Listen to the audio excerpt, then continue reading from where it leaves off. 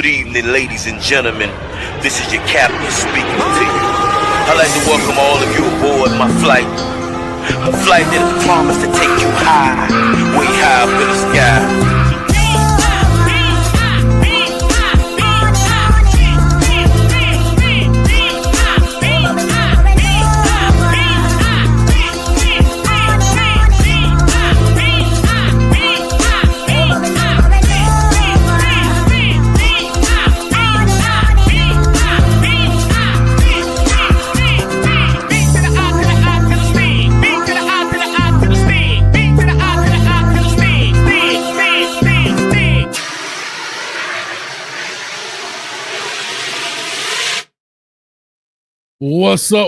What's up, Kane Nation? We back in the building. This is Kane's Talk Live on the Coach Me Coach podcast with Coach Hayes, man. Let's get into this thing. I'm here to talk about my beloved Canes. Can I get a C-A-N-E-S off in this joint, man? I appreciate you as you come on in. Make sure you go ahead and hit the like, share, subscribe button, as well as the notification bell. As always, we got a lot to talk about and a little bit of time to talk about it. I say we're going to do an hour, but we might end up being on here 2. Hell, might even 3 if it's 5. A lot of information going on around today. We're about to put Louisville loss to bed. All right, it's Wednesday. It's time to go and move forward to SMU. All is not lost, Kane Nation. All is not lost. But let's do a little recap of what we had in some of the press conferences. Coach Mario Cristobal came out and talked about a couple of things about he has to get things fixed and, you know, things they saw on tape and so forth. But I think the real headliner of today, of the press conferences, was Shannon Dawson, the offensive coordinator, talking about the run game. I believe he was a little sarcastic. I think he was a little bothered in regards to some of the questions being asked about the run game and the run attack. So it's going to be very interesting to find out how this game comes this Saturday in Dallas, with the Miami Hurricanes being out of the state of Florida for the first time this season to play a game. Let's talk about Shannon Dawson. Shannon Dawson was asked, for lack of a better term, grilled a little bit in regards to his run game approach. He pretty much said he's not going to change anything, and he kind of said that even if you run it outside, it's going to end up inside, A or B gap. Now, I disagree with that. And shout out to the Kane Nation. I put some clips from the Good, Bad, and Ugly film review that's up right now. It's doing extremely well. But I put some clips up on Twitter showing some things in regards to our center, Brockmeyer, and the amount of penetration he's giving up when it comes to the run game. I do hear what Coach Dawson is saying from a coach's perspective. However, he's not giving the entire truth. And this is my opinion. You can run the ball outside. And what he was saying truly is, when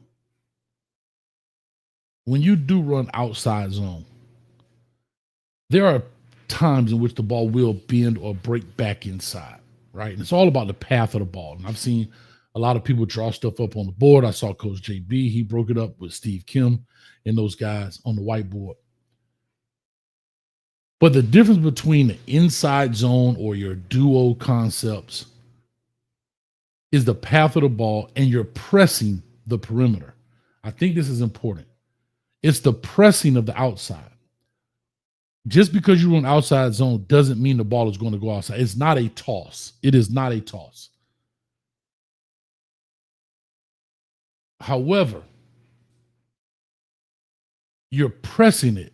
So kind of what Shannon Dawson was saying, and I want to be careful with my words because, you know, sometimes as coaches we can talk a little too fast and we kind of contradict ourselves.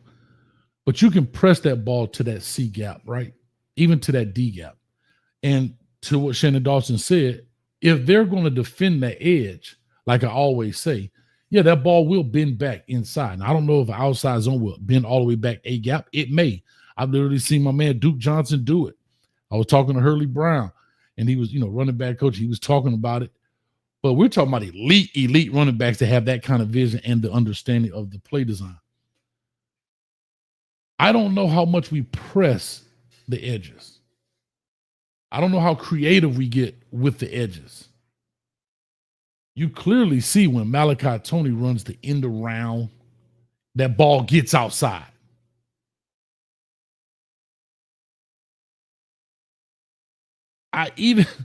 Even when coach said in shotgun versus being under center, I still disagree. You can run that ball that way. You still can be in shotgun and still hand it off and treat it like a toss. It's all on the path of the running back. It's all on the path of how the blocking scheme goes up front with guys trying to hook versus zone block and all of that kinds of reach blocks and so forth. So I think a lot of what Coach Shannon Dawson definitely made sense, but also a lot of it was, I guess for lack of a better term, a little disingenuous. I will also say this in the press conference. You know, he kind of was being a little snarky, if people want to use that word, and being a little sarcastic in regards of talking about like when we scored. Oh, we scored and we ran that up the middle for 9 yards. I get that. But here's what I will say, and this is really no disrespect to the guys, the media personnel in the room. But a lot of those guys are not qualified from a football perspective to answer the question in which Coach Shannon Dawson kind of flipped back on, where he said, well, how would you like me to do it? I don't think that's a fair question to the media personnel. However, Gary Furman said, run a toss. Run a toss. But it can be done in different ways. And I say to the media personnel, when I say they're not qualified, meaning from the X and O perspective, and I just don't think that's fair. I think as a coordinator, your job is to go up there and answer those questions. Now, you don't have to divulge your game plan and so forth, but you got to take the heat when it get hot, because you've never asked. I just want to be fair now. When we win, everybody smiles and bubbles and giggles, right? I've never seen a coach during a win ask the reporter, well, how should we have scored? They don't really get defensive because everything's gravy. But when things don't look good, people get defensive. And I understand that. Shannon Dawson, them guys putting a lot of time, effort, energy in the film room, creating game plans, practice schedules, and so forth, and all of that. So when people who really don't know the inner workings of how things go, and they're constantly being questioned about it, I understand being that kind of defensive. However, the difference is, this is your job. You get paid millions of dollars, hundreds of thousands of dollars to do these things. And you got to stand up and take it on the chin. Because when you win, you can, trust me, I want you to look at a press conference when we win. Man, they be in there, hey, guy, hey, sure. Yeah, we did a good job. Everybody happy and boom. When it's bad, see people get a little tight. Luetta, how are you doing? Hope you're feeling better. Unfortunately, I got your email a little bit late, Luetta, but your shirt is on the way by way of Reggie, man. Clap it up for Reggie who sponsored that, and she won the tickets. Also, really quickly, Muhammad for the $199, he said, let's go Canes, thank you. And y'all clap it up for Bobby T in the building, a new member, baby. Let's go, baby. Bobby T, I appreciate you, man. We'll be in touch. We'll be in touch. So, again, when it comes to the run game, and he said he's not going to change. So, unless Coach Mario Cristobal going to make a change, then we'll continue to see some of the same. It's just what it is. So, when we go to Dallas, play SMU, continue to see some of the same. Now, what I will bring up as we lean on into SMU now, I brought up some of Brockmeyer as the center. I think right now every O-line has a weaker link, right? Everybody's not the same. But now this is something I would love to see is we got to get him some help. A lot of people in the comment section of the Twitter, when I put out Twitter, oh, we need Chris Rodriguez. Rodriguez. I don't know if he's better or not. I'm not there. But what I do know is that Brockmeyer has been starting since this season started. And I've noticed this, I want to say probably week 1 against Notre Dame. And we haven't gotten him any help. We've gotten away with it. And again, shout out to E. Brown, who so eloquently said or asked the question is, what are we willing to accept in a win that we won't accept in a loss? And we have been accepting that performance consistently in our wins. And it didn't bite us. Now, on that 4th and 1, it bit us, but we were just a better team than them. So far, Stanford, that is. We have to find a way to help Brockmeyer in the run game. Pass blocking, not too bad. I have to be honest. But in the run game, short yardage, we got to do some things a little different. A lot of people are also saying, well, why are we not on the center run a quarterback sneak? Well, the very first way you beat quarterback sneak is you blow the center up. And that is probably why we don't run quarterback sneak as much. Because Brockmeyer would get pushed into the lap of Beck. And Beck is not overly athletic, right? You don't have that quick twitch in him. So there then becomes an issue. I also brought this other issue. We talk about gap scheme plays. What are those? Where guys are pulling, where we're bringing guys, the guard here and wrapping them around. Well, if Brockmeyer is getting blown up, he's now in the path of that pulling guard. I explained that on the Twitter video as well, in the good, bad, and ugly. And so with that being said, we have to make sure that we help that gentleman in that case. You know what, Amanda? This is why I'm glad you're a member of you on the team. Says, Coach, please don't take a call until you have a certain amount of likes. Don't sell yourself short. Now that right there, see, in this very moment, I'm Brockmeyer. I didn't see it. I need help and didn't realize it. And here she comes. Coach, this is what you need help with, baby. This is what you need help with, baby.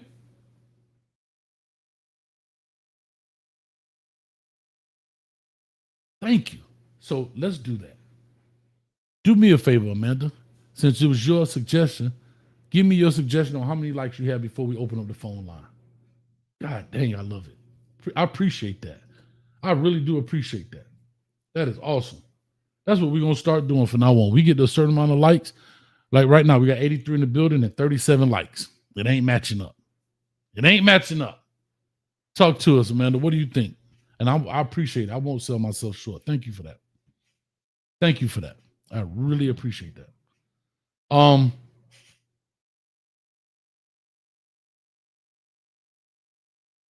So anyway, back to what I was saying in regards to the run game and going into SMU. 60 to 65, no less. All right, let's make it 65 then. Let's go with the high. 65, we open up the phone lines. Get the 65 likes. Let's get it on we'll open up the phone line. We got 87 in here right now. So get what y'all should be doing. Hitting that doggone like button. I love it. I love it. We already at 46. Look how fast that is, man. People react. I appreciate it. Anyway, I'm going to bloviate a little bit more, man. If you won't mind, keep your eye on it.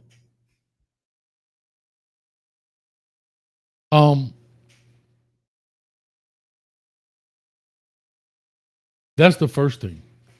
I think the second thing is we have to calm Carson Beck down coming into this deal. This game has a lot of pressure in it. I don't care what people want to say, win one game at a time. However you want to get there, this game has to be won. It has to be won. This is, in my opinion, from SMU to VTech to Syracuse, this is the equivalent to last year's schedule when we had to win one of two, Georgia Tech, Syracuse. We lost Georgia Tech. We have to win out. We have to win out. We can't afford a second loss. We can't. So we got to win 5 games straight up.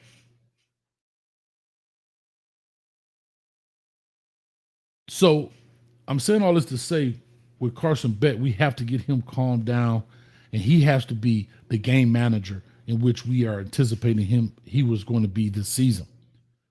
Me calling him a game manager is not a bad thing. I want people to understand that. Just go, oh, a game manager.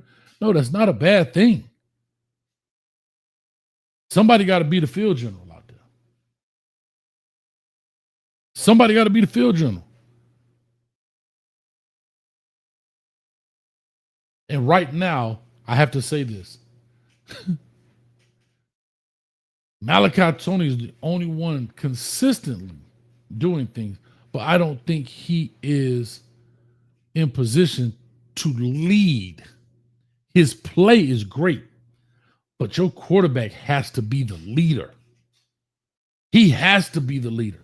He's the one that gets the huddle. He's the one who calls the play. He's the one that gets the ball out. He's the one that can call audibles and change plays. He's the one in direct communication with the coaches.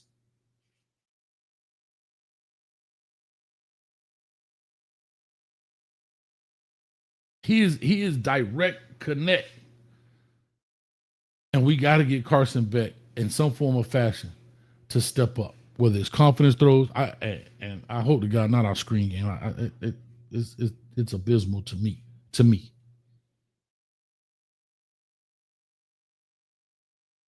So I'm saying all these things about our offense. On our defense, I thought we played well.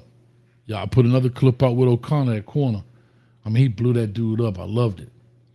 But I think our defense has played consistent and pretty well this season, even though to the loss to Louisville, 24 points off of, think about it, you only gave up 24 points off of 4 interceptions. That's not including turnover on downs. So off of 4 interceptions, I don't think that's, I really have to be honest, and you only gave up 10 points off of those 4. I don't really think that's a bad showing. Were there some things we made mistakes on? Sure. Were there some things we could have fixed? Most definitely.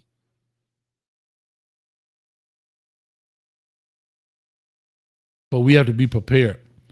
Right now, SMU is coming into this game. Their quarterback currently has 2,119 yards. That's Jennings. Their rushing game is 456, so they actually a little bit shy of what we had. Same amount of runs, carries, I believe. TJ Harden has 109 carries for 456, and Mark Fletcher, as the leader, has 109 carries for 552. All right. The difference is Beck has 1,600 yards. Let's say it says 1,700 yards, and Kevin Jennings, has 2,100 yards. So we can tell they like to throw the ball around the yard. He can't be sacked, but he is athletic. We got to be careful in our pass lanes on defense, our rush lanes. We may need to put a spy over there. I don't know if Torrey can handle that. Maybe it is Wesley Bassett. I'm not sure. But we have to find a way to keep that guy under wraps. And let's not get it twisted. SMU went to the conference championship last year. They're still trying to get there this year. They're still in it. They only have one conference loss. So let's not get it twisted. Their conference loss is to Wake Forest, believe it or not, which a game they should not have lost. But they did. A game in which they should not have lost, but they did. 13-12 within like the last minute and a half of the game or a minute of the game. So they should not have lost that game. They're fighting as well. So they're not going to just lay down because we the big bad Miami Hurricane. Now, as you see, I named them on the thumbnail. Miami must beat South Miami University, SMU, just being a little funny. But we also have to respect what Rhett Lashley has done at SMU. And I consider a very short period of time.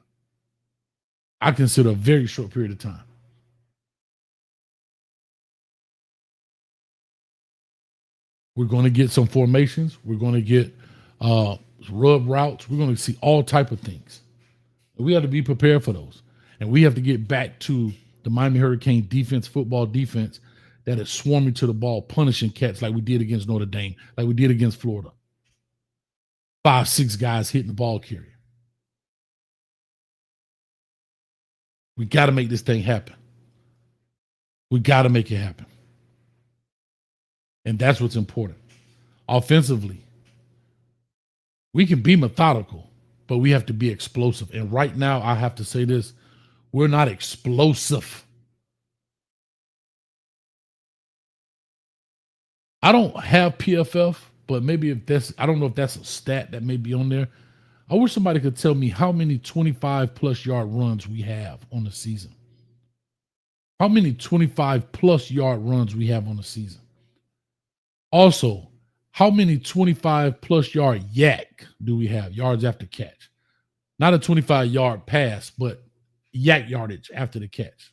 I don't know if PFF breaks it down to that extent, but that would be a very interesting stat to find out how explosive we truly are as a team. And right now, we don't seem to be very explosive. We're more like a tank. Just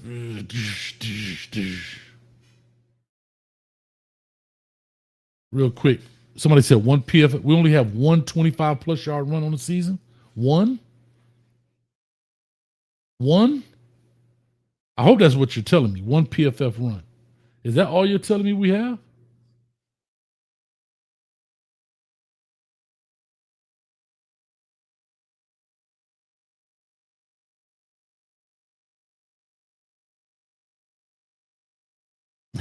Smiley says, Red is going to do 2 things on us. Take away Tony and stack the box. Beck is going to have to use his leg more. Okay. I hear you, Smiley. Huh? Smiley, you about to be a co-host over here. Send me your email so I can see the link. You can pop up right here on the screen next to me. I'm looking for a mediator. Come on, Smiley. Don't be scared.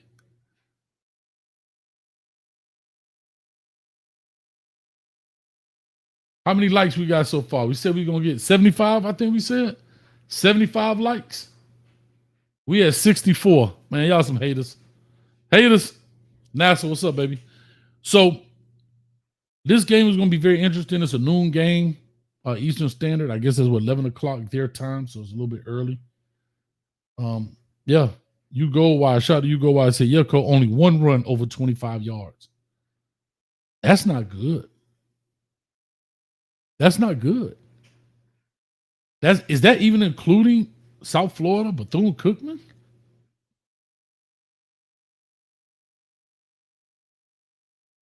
Is that including South Florida, Bethune-Cookman? It's tough work. Oh yeah, Hurricane Pete. I'm sorry. Maybe I did. Yeah, I did miss your comment. Let me see here. Here we go. My bad. For the $2, Dawson said put some respect on his run game. Well, we're gonna find out. He better put some respect on that run game, boy. He gonna have some dreadhead haters in his lobby. That's what he gonna have. That's what he don't want. Appreciate you, Hurricane Pete. Thank you, man. I apologize. I was trying to do my monologue. I was trying to stay focused, right in the lens here, right in the lens.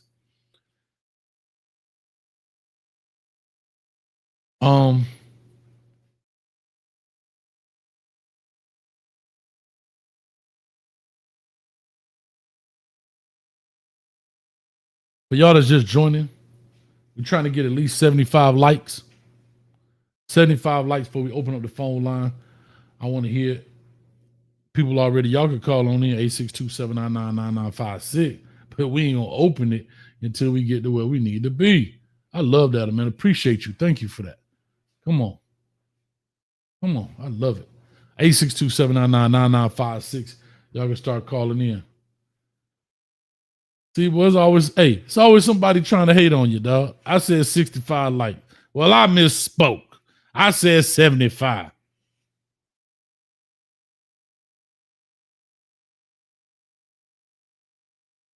Where we at right now? Talk to us. Come on, man. See, this is why I love Kane Nation. Y'all respond, man. We at 74. Come on, one more to make it happen. There we go. Phone lines open. Y'all just got to call on in. Matter of fact, Dub City, I saw your comment. You say your wife at work. You ain't got no but time today. Well, call on in and let's get this work done. I'm about to give you that work. But anyway, E. Brown, what's going on? Let me do a quick little roll call for some of the members and other people here in the building. I appreciate you. Leoville, and again, I don't know if YouTube changed some of the YouTube handles, so some of these names look a little different than I'm accustomed to. We got some Canes over here. Yes, sir, we sure do. Mr. Mad Skills, y'all ready for the beat down in Dallas? Yes, sir. I'm ready for it. Like I said, shout out to Bobby T again for becoming a YouTube member. Appreciate you. Kenneth Tongue. Shannon said, you tell me. Well, I brought that up already. You right. Oh, man, this is bruh. Let me see. DP in the building.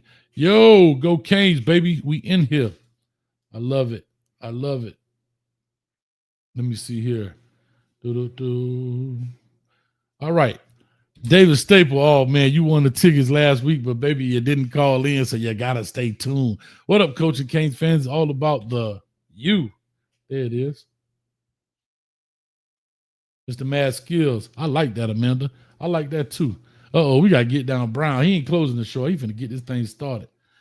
Bobby T says, love the idea. You ain't get this free phone line if you can't give Coach the free support he need. You know what? I appreciate that, Bobby T. Guess what? That phone line costs money every month. Appreciate you. Man, boy, Amanda, you might get a raise.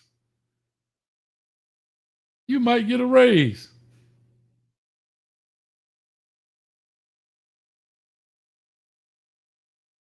They changed my name. This G. Oh, okay. Yeah, I guess they changed the name. Cool. Make sure you slap all the haters tonight. Let's start off. Let's go.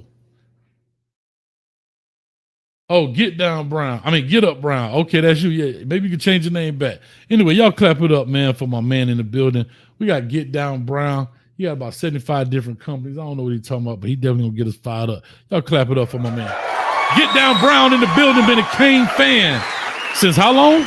Since 1983. Boy, you let me kick this thing off. And guess what we finna do? I know you're gonna love this, Coach. I appreciate you letting me intersect and kick this thing off. I got my new cleats on, cleaning my building. Listen, we finna ride the Pony Express like the Jam Pony Express. Ooh, slick, Vic. You remember the great Eric Nicholson and Craig James? Yeah, they called them the Pony Express. They don't got no ponies out there.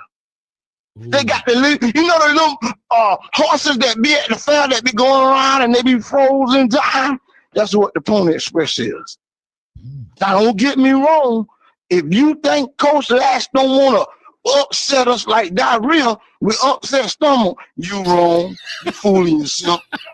Hey, Uncle Brian, I'm fired up, boy. I'm talking about, man, I did about 25 push-ups this morning without stopping. You know, so, man, my jersey going to be fitting real tight and right on Saturday at 12 noon. Any showdowns in town, any fights always start at high noon. You know why? Because people be sleeping at night. Wake up, man. Listen. I want this one, Coach. And see, you interjected me. You must have got some of my DNA. See, I'm trying to get ready for November to remember. See, the Canes ain't shut down. It's time to go to ground zero. It's time to put the camouflage on. I got the church jacket, my brand new orange cleats with lights on the bottom. And I'm listening to the old Jam Pony Express. Slick, Vic. To the drummers, to the drummer beat. Man, I'm gone, man. Hey, tell Get Up to get up, cause Get Down then got down. And I'll be in the dugout. Go Canes. Hold up, real quick. Get down. I got a question for you. I got an answer. You said you did 25 push-ups straight and your jersey gonna be fitting tight. Is it because of the push-ups or because of the pull-ups? Definitely the push-ups. Ask the same question. Definitely the push-ups, man. I don't feel 54. No, the reason I said that because I thought, you push-ups. I thought you pulled up to the table a couple times, and I just wanted to make sure. That's all I was trying to man, don't do that. Brought me down. I'm going to the dugout. I'll be waiting. Hold up. I got something for you. Get down. I got something for you for your lead. You ready? Old school Jam Hanging Pony. out, my nigga, big ass, you know what Jam I'm Pony. saying? So what you waiting for? Stick, ride. Jam Pony Express. On time in the making, we ain't faking. We had the old booty shaking since '81, and we still ain't done. Pony Jam Pony. One time, get down. Even what? Hey, 2 years before me, 81, and they still ain't done. Come on, man. What you? Yes, sir. Only your boy. You started. Ride.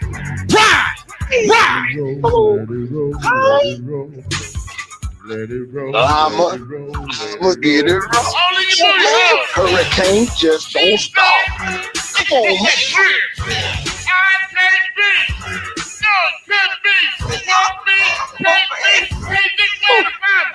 Hey, man, we got a show to do. Hey, coach, we got a show to do, huh? Come on, man. Oh, it's your show. Get out of control. Dog, ride.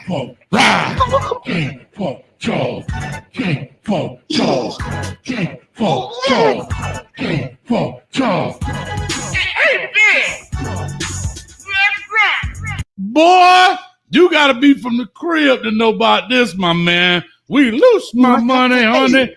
Listen, all the people from upstate, they lost right now. They lost. And they was lost when I was talking about the Pony Express, the great Eric Dickerson.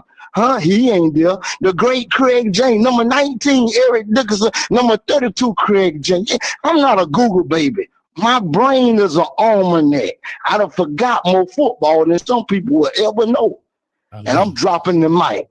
Coach, I love it. Let's beat SMU and let's get to Charlotte, baby. December the 6th. Yes, You've sir. been talking about it all year. Let's ready. go, man. God dang, I'm ready to put I'm my in cleats. the duck. I ain't got no cleats with no lights on it, but I got an old cleat that misses some screws. Let's go.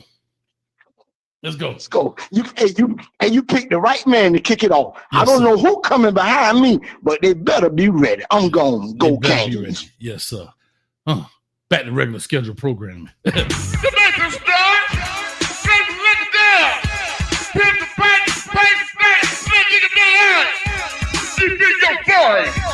One time for your mind, two time for your soul. If you ain't sipping and tipping, you got to start dipping, baby. They working hard for the money. Huh? The pole ain't there. End up over the reflex. The Pony Express, get you. Anyway, I'm jamming the wrong song. The Pony Express, that really SMU, but you know, we in the building. Anyway, let me get this thing going, man. I got my band Get Down Brown. Hopefully he'll call back in. He gonna stay in the building, man. We ready to rock and roll. Boy, I'm feeling, that boy got me ready. He got me fired up for this thing. Matter of fact, SMU finna get whooped in 2 days, 14 hours, 52 minutes, and 14, 13, 12 seconds for that ball get kicked off, and it's going to be a foot in somebody ASS. You understand me? This is what I'm talking about. Woo! Lose my money, honey. I'm ready, boy. That Jam Pony, boy. Woo, shout out to Sleep Vid. 2855 on the line. Call or talk to us. Get your name, where you calling from. Ooh, I'm so happy that last caller was here because this Vic from Tallahassee, Seminole Country. I'm Bruh, back. You come out. Let me tell you something, Vic. You know I love you, but I ain't gonna let you steal my joy. I ain't gonna let you steal my joy. If you're coming here talking crazy, I'm gonna slap your face. I'm gonna slap your face, and I'm gonna let you know because for some reason, you have an unnatural allegiance to losers. It's not like you. So don't go with those losers. Talk about these Canes. Talk about SMU. Cause I don't want to have to hang up on you. No, you might have to get your baby powder for these slaps because I'm coming in the #1 hater. You know what I'm saying? Hey, you might as well call me Slick Vic because I'm riding that Pony Express. I'm gonna tell you right now. Riding more than that. Go ahead. Anyway, I'm gonna tell you, they top 10 in takeaways. Top 10. Shut up. Hold on. Offense got an athletic quarterback. Let me tell you something. Y'all D line good, but they're a little undisciplined. A little reckless. they're a little reckless now. You know, they're a little reckless. So I had to come in and cool it down a little bit. Y'all was getting a little hype off that jam pony. I got to cool you down a little bit, bring you back down to earth. Now, hold on. Y'all got playmakers now. Hold on. Y'all got playmakers. I know you got, Malachi, JoJo, Casey, Devontae, or whoever the hell playing wide receiver. Aaron Hall, I don't know. But you only got one of them. You got two. You know what I'm saying? So no, it's double him, get him right. I'm gonna tell you something. Call in, Kane fans. Call in, Kane fans. I need you. The bat signal in the air. I need you. Now wait a minute. They top 10 in takeaways SMU, and we know, Beck gonna make it. He bringing Christmas early because he gonna give you some gifts. Beck gonna give you. It's gonna be some gifts under the tree from Beck because he gonna give you a few. And they top 10 in takeaways. So I'm riding the Pony Express. You might as well call me Slick Vic tonight. Hey, guess what? I'm gone. Get your behind up off of here, man.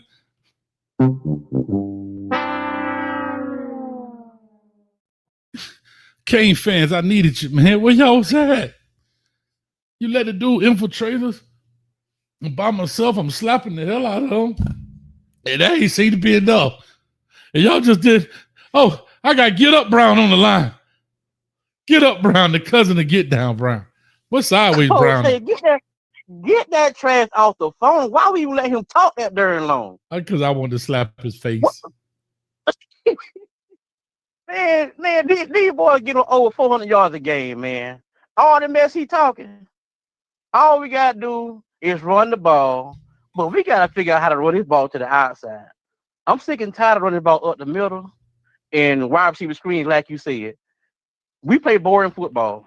I don't know what Dawson got going on, but he need to upgrade his playbook.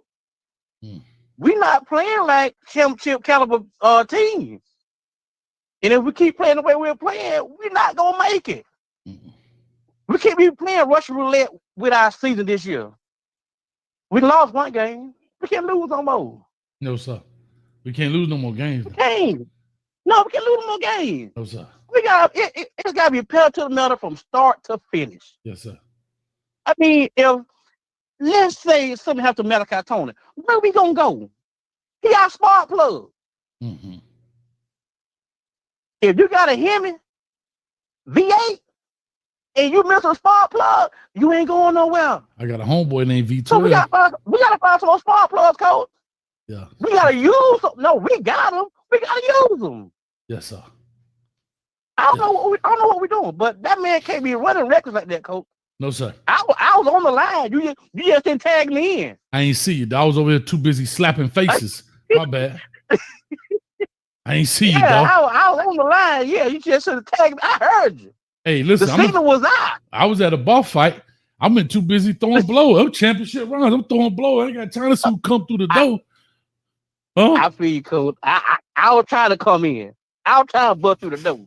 I'm trying to knock somebody out. I didn't need somebody to twist that knob one time. Now it came on through there. I love it. But man, it's hard to come behind my cousin, coach. Come on, I done told you. We talked about this, man. You should have beat him to the punch, dog. Could have get down Brown. He get down. I tried. I'll get food for the family. Come on, coach. Yeah. I'll listen to you and get food for the family. Yeah. But it's all good. It's all good. I'm locked in now, so I'll be around. I love it, dog. I love it. I ain't going to the dugout. I'm just gonna sit in the background. Okay. All right. I love it. Well, I got Pool on the line, another member in the building. Okay. So we ready to rock and roll. Okay, coach. All right. Let's do it. Man, I'm fired up, boy. I'm gonna tell y'all this, boy. Get Down Brown got me fired up. All I can tell you, some people, if you're scared, get off the port. If you're scared, don't come out the port. Go get a dog. And you better play at your own risk. Stick, ride. Ride.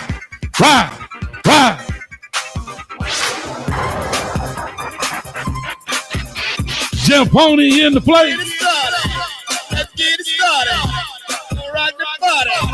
All at this party. Yes, Lord. Jam Pony style. Slick Vic. Hunt with it. Hunt with it. Stuck like Chuck. He stuck like Chuck, baby. We got another one on the line. Some of y'all young whippersnappers don't know about that, baby. Huh? Y'all don't know about that. I got to get Luke on here, man. He got to talk to us about some of these our ghetto style DJs, Jam Pony Express, huh? We got to talk. I got to get Luke on here, man. He got to talk to me. He got to talk to me. Like they said at Players Club, I buy his records. He can holler at me. Luke got my behind whoop one time in elementary school. I was playing the Throw the D song, but it was the dirty version. And I thought it was the clean version. Got my behind whoop. Anyway, Pooh, what's up, baby? What's up, Coach? Man, I'm over here fired up, man. How you doing, my boy? Man, I'm fired up. I hear you over there, man. Listen. I hear you, man. I'm loose. I'm ready. Shoot from the hip, huh? Quick draw McGraw. That's it. Peon, peon. I'm ready. Yes, sir. Man, I'm ready for the Pony Express, man. Come on now. Ain't nobody worried about anything called the Pony Express, man. My Little Pony. Come on, boy. That sounds off. They even changed their name. They got a big old D on their job. You know what that means? Stand for disgusting. Oh, I'm sorry. Dumpster juice. Delusional. Dysfunctional. Dumb. Distracted. Oh, Lord. Damn it. They can't score. All right. Anyway, let's get back to it, man. What's on your mind, man? Let's talk about this. What do the Canes got to do in order to pull this thing off? We know what we've been facing. We know what's been going on. We know what's happening. We feel like we know what the problems are. The coaches have spoken. So we have to take them at face value. That we can't change their mind. That's what they want to do. It is what it is. What's on your mind right now? Sure. I'm gonna have a good time, Coach. I don't see why everybody's so worried about, man. Everybody walking on eggshells right here, talking about, oh, our season's out the window if we lose to SMU. SMU used to, man, I don't give a damn what they used to do. That's right. Slap them fools. God, I was telling you, he got that FS. Man, he can't even talk about his own team. You know what I'm saying? He got to talk about glorify somebody else's team. Crazy word, man. Yeah. I could never. Cause they trash. They trash. They just mad. So we showed them how you were supposed to play SMU. Not SMU, but Sanford. We showed them how to chop trees. They couldn't even chop a tree down, man. With a little birdie in it. With a little birdie in it. Get a little birdie out of here. A partridge in the pear tree. Yeah, get him out of here, man. Come on, man. Pack it up, man. Only you can prevent forest fires. Get out of here, man. All right, real quick. Talk to me about Carson Beck. What does he need to do, man? Is he in a slump? Is he not in a slump? Is he okay? Does it need some fixing? What's up with Carson Beck, man? I don't think his elbow is 100%, to be honest with you. Okay. Because I don't know if you notice, when a lot of them deep balls, they tend to sail and they ain't got too much zip on it like they should. All right. So how does the team help him? Like how is a coaching staff? How would you go? I'm not asking for for exact plays or anything, but you noticing that. Let's just say you noticing that, and that is the case. What do you think you would do, or what would you suggest that should be done? I'm pulling a Shannon Dawson. You know what I'm doing, right? Now, how do you fix that? Yeah.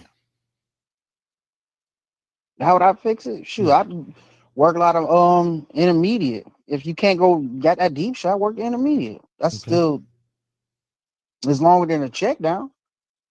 If you ain't got that arm or the elbow ain't 100% to throw it over 50 yards consistently, work the 40 yards. Get that intermediate routes working. So you're saying work the middle. And then work the middle. Even then, even SMU's their pass defense is like 115th in the country. Mm-hmm. They be letting stuff get over top of them. If we can't get over top of them, that explains a lot. Okay. Because either they feast or famine on their defense. They get a lot of takeovers, but they also give up 400 yards passing and stuff like that. Yeah. I mean, like I said, they give it up. We're going to take it. The thing is, I just think we have to – I just think – We're missing the explosives, bro. I'm trying to get it. We're missing the explosives. We are. We don't have, like I said, somebody said we only got one run of 25 yards. But even that, we're missing the explosives. Come on the ground.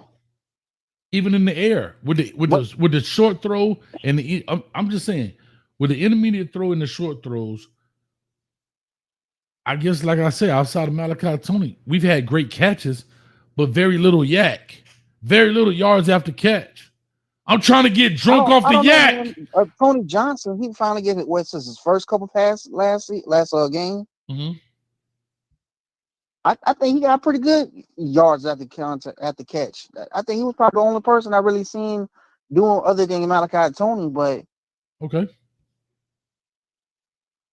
and then you got to get somebody who got some wiggle to him. A lot of these people I don't really see us spreading the ball around too much. You can probably count on one hand how many players who receive the ball. Okay, I'm looking right here for my rushing game. I don't know how many more, but Mark Fletcher's longest rush was 38 yards. Shamar Brown's longest run was 23 yards. Was 23 yards. Jordan Lyle's longest run was 17 yards. Gerard Pringle's longest run was 30 yards. But it's hard to, I don't know, man. If even then, like it was allowed when he bounced it up inside the tackle and bounced it out to the outside, took it for a touchdown. Yeah. Mm-hmm. Yeah, but even then, they're talking about, oh, that's from the outside, bro. It's still in between the tackle. He just bounced it to the outside, so you can't say that's an outside play. Well, so okay, so that's kind of what I was saying earlier. But you're right. He did bounce that because they clogged the inside. It really was an inside run. He did bounce that. That wasn't an outside zone.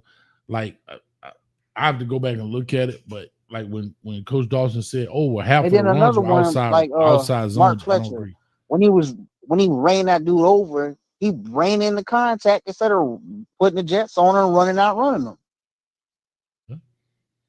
Yeah, I hear you, man. We got to find out what's going on. We got to get it figured out, bro. Yeah, well, we only got 5 games left of the regular season to do that. You know what I'm saying? I thought at least by the halfway point we'd have an identity on it. We don't really have an identity offensively, except we got 2 players that's our identity. That's Malachi Tony and Mark Fletcher. That's it. Mm-hmm. We got little small pieces around them, but we ain't got nobody that you can say, that's that dude. That's that dude. Mm-hmm. You know what I'm saying? Other than them 2. Gotcha. I understand. Like Carson Beck, he's a good quarterback, but sometimes I don't know why he gets so flustered. He's the less pressured quarterback in the country. I mean, he definitely got guys. He definitely got guys. And he got the time. Yeah. So, well, my thing is, let's get it rocking. Let's get it rolling. Let's see what's up. Let's make it happen, man. Let me go in and get they got to get him to slow his internal clock down because he's out there playing like he's not a veteran. You when you a fresh player, your clock is so sped up. You know how they get this game have to slow down. You're too deep in the seat, too deep in your tutelage to be having that fast of a clock. We ain't nobody open. Just chuck it up. Come on, man, take the check down. I don't know. We'll find out. And he'll tell you this in a press conference, but don't tell me in a press conference. Show me on the field. Fair statement. Nothing wrong with that at all. Fair statement. 1,000%. I pulled. But other than that, I'm not really too much worried about SMU. Like, the strongest thing is their interior defenses, which is our weakest thing. That's the only thing that worries me. It's our center play. And their tackles, their D tackles are good. Okay, well, we're gonna see. We're gonna find out. Like our center was getting pushed back by Stanford, the school of the nerds. Come on, and you got a head coach. Come on now. I don't know. They need to help Brockemeyer or substitute him out with somebody who can at least hold their ground or something. So what you think? Nerds can't be strong? I'm just messing with you, bro. Yeah. I'm just messing with you.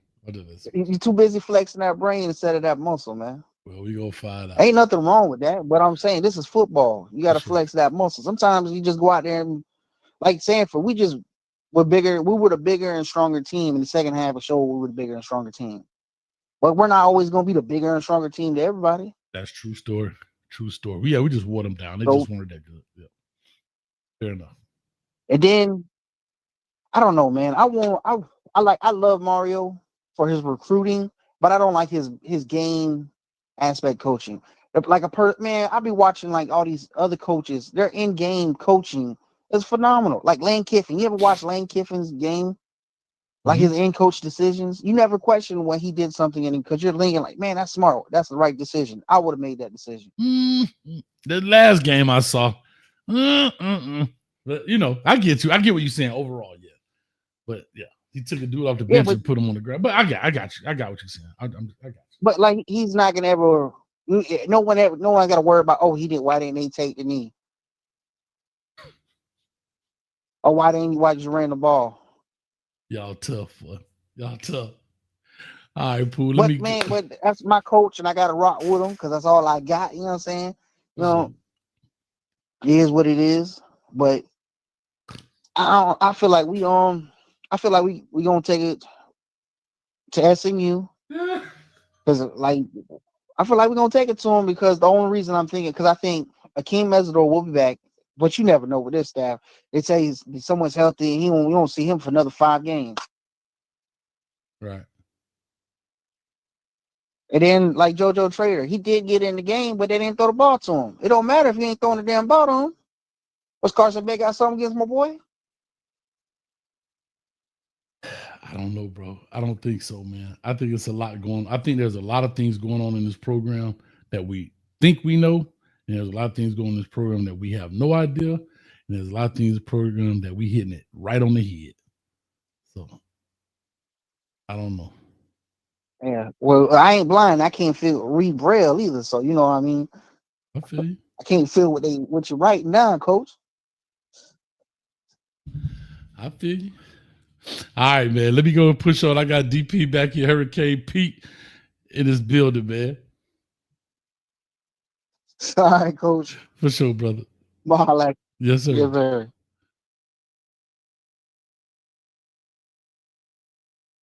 Oh, yeah. And you might as well.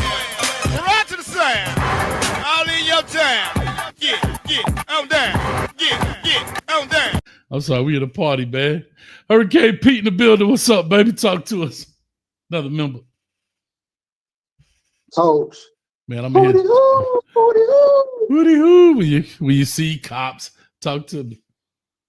Hey, coach. Hey, I've been running in place since Saturday night, man. Like Master P, you know what I'm saying?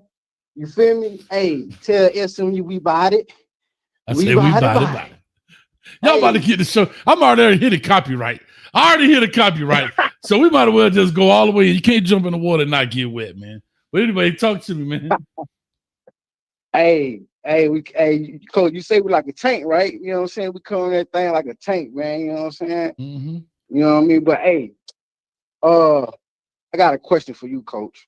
Talk to me. So, you know, we all heard what Shannon Dawson said in the interview. Okay. My question to you is, to me, it seemed like he was trying to say we can't run to the outside because we in shotgun. Right. I mean, but the thing about it is, we all seen teams, most teams run out of shotgun, right? Mm-hmm. And we see teams get to the outside. Mm-hmm. You know, SMU, for example, but like last year with Rashad, like, you know what I mean? So I guess two parts to that question. What did he make sense to you? The second part to my question is, do you really think that's his running style, or that's him taking up for Mirabal? Because I've heard numerous of times that Mirabal is in charge with the running scheme.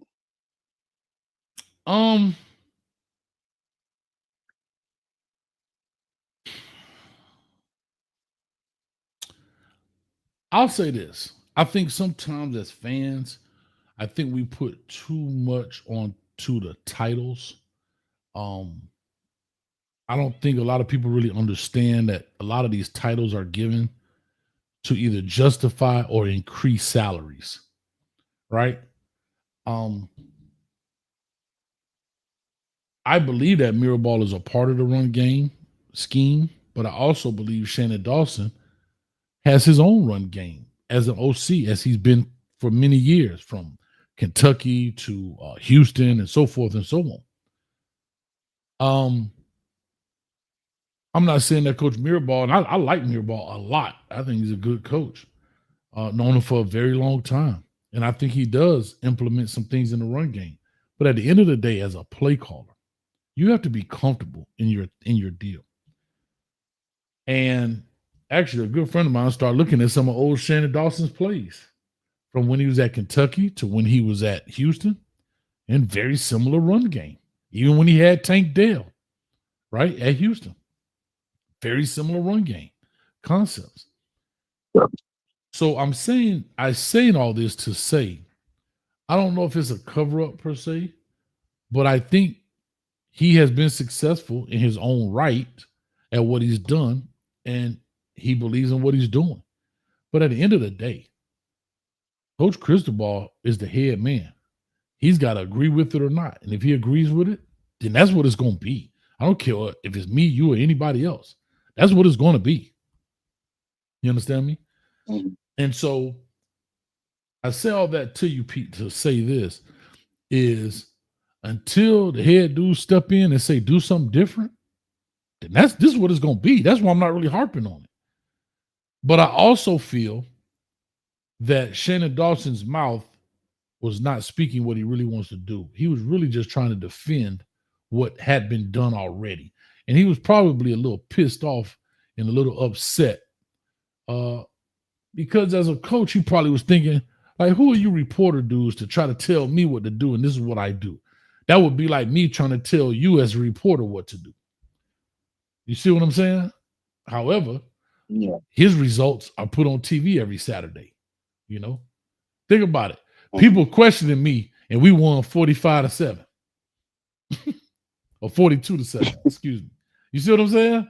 Like, so I get where you're going, but I said my piece earlier about it, that I don't believe what he said has some truth to it, but he also omitted some things, and that's where I have I'm a little different in our opinions of the game. Okay. One more question. Keeping on the run game. When it comes to the backs, do you feel like we're not really gonna see much Marty Brown anymore? Because it seems like that's where it's going. Like, it's gonna be the Fletcher and it's gonna be Lyle. Which, I don't know. I like Marty. To me, it seemed like Marty was seeing a whole, at least at the beginning of the season, he was seeing a whole, to me, better than Fletcher and Lyle. When Lyle was hurt for a little bit, but to me, Marty, he looked more comfortable in that scheme. Like, he was seeing it a lot better. But do you think he's going to start phasing out and he's going to be more showing Lyle the ball more? Yeah, unfortunately, right? Marty Brown is a North Dakota State dude. He was probably brought in here to be a substitute piece in case something happened to Mark Fletcher. Instead, something happened to Jordan Lyle, so he took his spot. Now that Jordan Lyle is kind of back, you're going to start seeing probably more of him. And they're going to use Marty Brown, again, my opinion, same way they used Allen last year. Remember Allen the previous year that came from Ole Miss he came from? Remember, was Nebraska, it? I think. Nebraska, right? Yeah, remember, Nebraska. He was running, and then the next year, you rarely saw him. Hardly saw him last year. Mm-hmm. Remember that? Because they got who they like. They know who they want, and that's the hard part to fans. We saw Marty Brown do some very good things for this Hurricane football team earlier in the season, and now you're being phased out, and you're like, dang. But you have to remember, you only give us so many snaps. Let me ask you this, Pete. A lot of people don't even realize this. How many drives do you think we had in the first half of the Louisville game? I mean, the drive, the first half? The first half, from the very beginning of the game to the end of the second quarter, how many times did the Miami Hurricanes get the football? Maybe about 5, 6. 4. You only have 4 drives. Okay. Right? And some about two of them was interception, right? Will be the turnovers. No, Louisville. No, remember the very first one we missed a field goal, right? Okay. I'm just saying the very first one we missed a field goal, and then I'm sorry, not Louisville. I apologize, Stanford. I apologize, Stanford. Oh, Stanford. Okay. I apologize, Stanford. Kind of blew it. Stanford. We had 9 plays the first one, 5 plays the second one. We had the ball twice in the first quarter. In the second quarter, 11 plays, 15 plays. And it was a touchdown at the end. That's it. So that's not a lot of time for people to touch the football from a running back, because all of those plays are not pass plays. Are run plays. So in the very first quarter, we had a total of 14 plays. One of those, a missed field goal. He's not going to do that. One of them was a punt. So you actually had 12 offensive plays. 12 in the first quarter. In the second quarter, we had 11, and then we had a touchdown.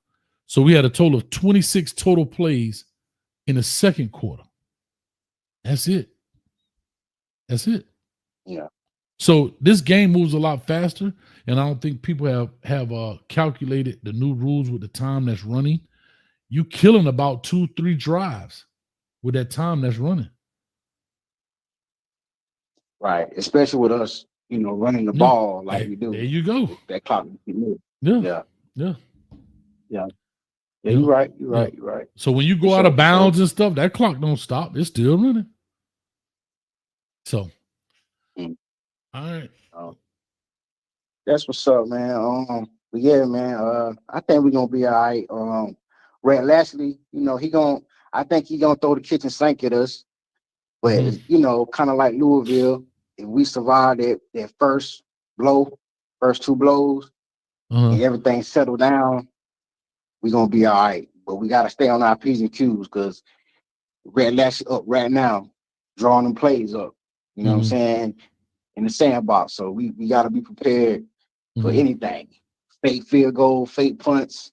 Right. As long as we do what we gotta do and stay alert. Right. Yeah. Right. And I'll just say this to you really quickly before I let you go for DP coming on. In the third quarter, how many times do you think we had the ball? And just in the third quarter alone against Stanford. Third quarter. Just the third quarter. Coach. Yeah. Let me see. Third quarter. We started running on their throat, man. Twice or 3, 2 or 3. 4 times. 4 times. 4. Yeah. 4. Okay. But it's a difference, right? You had a touchdown in 6 plays. We turned over the ball on 4 plays. We had the interception that put us on the 1. That's technically a drive, but it was only 1 play. And then we had our last drive. We had 4 plays for a touchdown. So again, that was 4. And then in the fourth quarter, we only had. So when we talk about getting the young guys in, right? Talk about getting the young guys in at the end of the game. At the end of the we're up 28. We're up 28-7 at the end of the third. And we only got the ball 2 more times in the fourth quarter for the young boys to play. That was only 20 plays. See, this game goes so fast, bro. It goes faster than people think it is, man. A lot faster than people think. But anyway, man, let me push on here to DP, man. All right, Cole. Much love, baby. Go Canes. Much love, baby. Appreciate it. All right, man. Hurricane Pete in the building. Remember, man, let me give my man DP on the line. DP, talk to us. What's going on, baby? What it do, coach? What it do, coach? What it do? It is official. If you look in the dictionary now, next to the word trash, there will be a Florida State logo. It is official. Now, let's not talk about the losers too much. Let's talk about these winners. It's all about the Go Canes, baby. We dripping all on the stage. We're going to be dripping all through Tallahassee. I'm not Tallahassee. I meant Dallas. We're going to be dripping all through Dallas, you feel me, this weekend. We finna do the damn thing. But what's good with your coach? I'm good, man. I'm excited, ready to rock and roll, get this thing happening. I'm ready to go. I'm ready to wake you up better on believe Saturday. it. and get this I ain't thing worried about rocking. no Red Lashley, no TVD, no Chris Johnson, no anybody who was a has-been on the U. You feel me? I don't want to disrespect the young man. I hope good things to all of them, but not this Saturday. This Saturday, dog, we gotta smack you, dog. We gotta remind you why you wanted to wear this orange and green in the first place, dog, instead of switching over to some blue and red. You feel me? Mm-hmm. And coach, what I need to see this Saturday, dog, I need a favor for one position group on this team. I need a favor. And that position group I'm talking about is the O-line. Now, mind you, we've been playing good on the O-line, but I feel like we got to get a little bit more nasty. Okay. I feel like we got to get a little bit more gangster with it. I All feel right. like we got to play a little bit more disrespected. I feel like we got to turn to the International House of Pancakes around this mug, cuz. I'm talking about we need to move it. We need to move people around again. You got to move it. We need move to get it. nasty, cuz. We got to move it. Move it. You got to move it. Move it. Oh, my bad. I got a little I'm crazy. trying to tell you. And Carson Beck, take my boys out to a 5-star steak dinner or something. I know you got the bread. I know you got the money. Go feed my boys. Make sure James Brockermeyer get him 4, 5, 6, 7 plates because he gonna need it. We need him to eat a little bit more. Mm-hmm. Feed my boys good. Make sure they know you love them. You feel me? So they can make sure you well protected. Don't just think they owe you nothing now. Go show them boys some love. But O-line, I just need a little bit more. Y'all doing good. But I feel like we can give a little bit more. We can bring a little bit more out of each other. I feel like they can come with a little bit more fire. Listen, I agree. I want to see some people movers, bro. Like, I'm talking about, I just feel like, I'm not saying the O-line hasn't been good. I'm not saying, especially in pass protection, but I feel like we ain't being people movers, like some bulldozers, dog. You know what I'm saying, DP? Yes, coach. Like a dude just got we need like grass stains on the back of his jersey and we playing on turf. We need more of that Inez Cooper when he flatlined that Louisville player. We need more of that. We need to see more of Malinois Bland put people on the backs. We need some pancakes. We need the International House of Pancakes right now. That's what we need. We need us to get nasty. I don't feel like they want to get nasty. And I feel like they're just going through the motion, doing technique, which is a good thing. Ain't nothing wrong with that. Mm-hmm. But get violent with it, man. Get physical with it, man. Let them know you there. True story. True story. I want to see like a wham block. Like I want to see a dude. You know what I mean? Like I know exactly what you mean, coach. Cause I see we can do it. I just feel like we just take it easy on guys that I feel like we're supposed to be mauling out there. And you know, James Brockermeyer, he is kind of undersized, especially when he around all them big mammoths we got on the other side of him. So we do got to put him in better situation to help him out a little bit. I ain't gonna cap. And I seen your good, bad, and ugly coach, and I agree with you. That's probably why Shannon Dawson probably don't call him many plays on the outside because he can't really trust pulling the guards because James Brockermeyer getting his face pushed back a couple of yards. True story. True story. True story. But we're gonna find out, DP. We're gonna find out. We sure gonna find out. And one thing too, I want to say too, coach. My boy Mark Fletcher, I love how my boy run. But I feel like he is cheating himself out of extra yardage sometimes. He tends to cut back inside too much. You showed it on film, and then I looked at his freshman tape. He did some of the same thing. He'll have the outsiders there. I just feel like he got to trust his speed, trust that he can get there, and stop just cutting it back inside into the defense. Yeah. He cheating himself out a lot of yardage.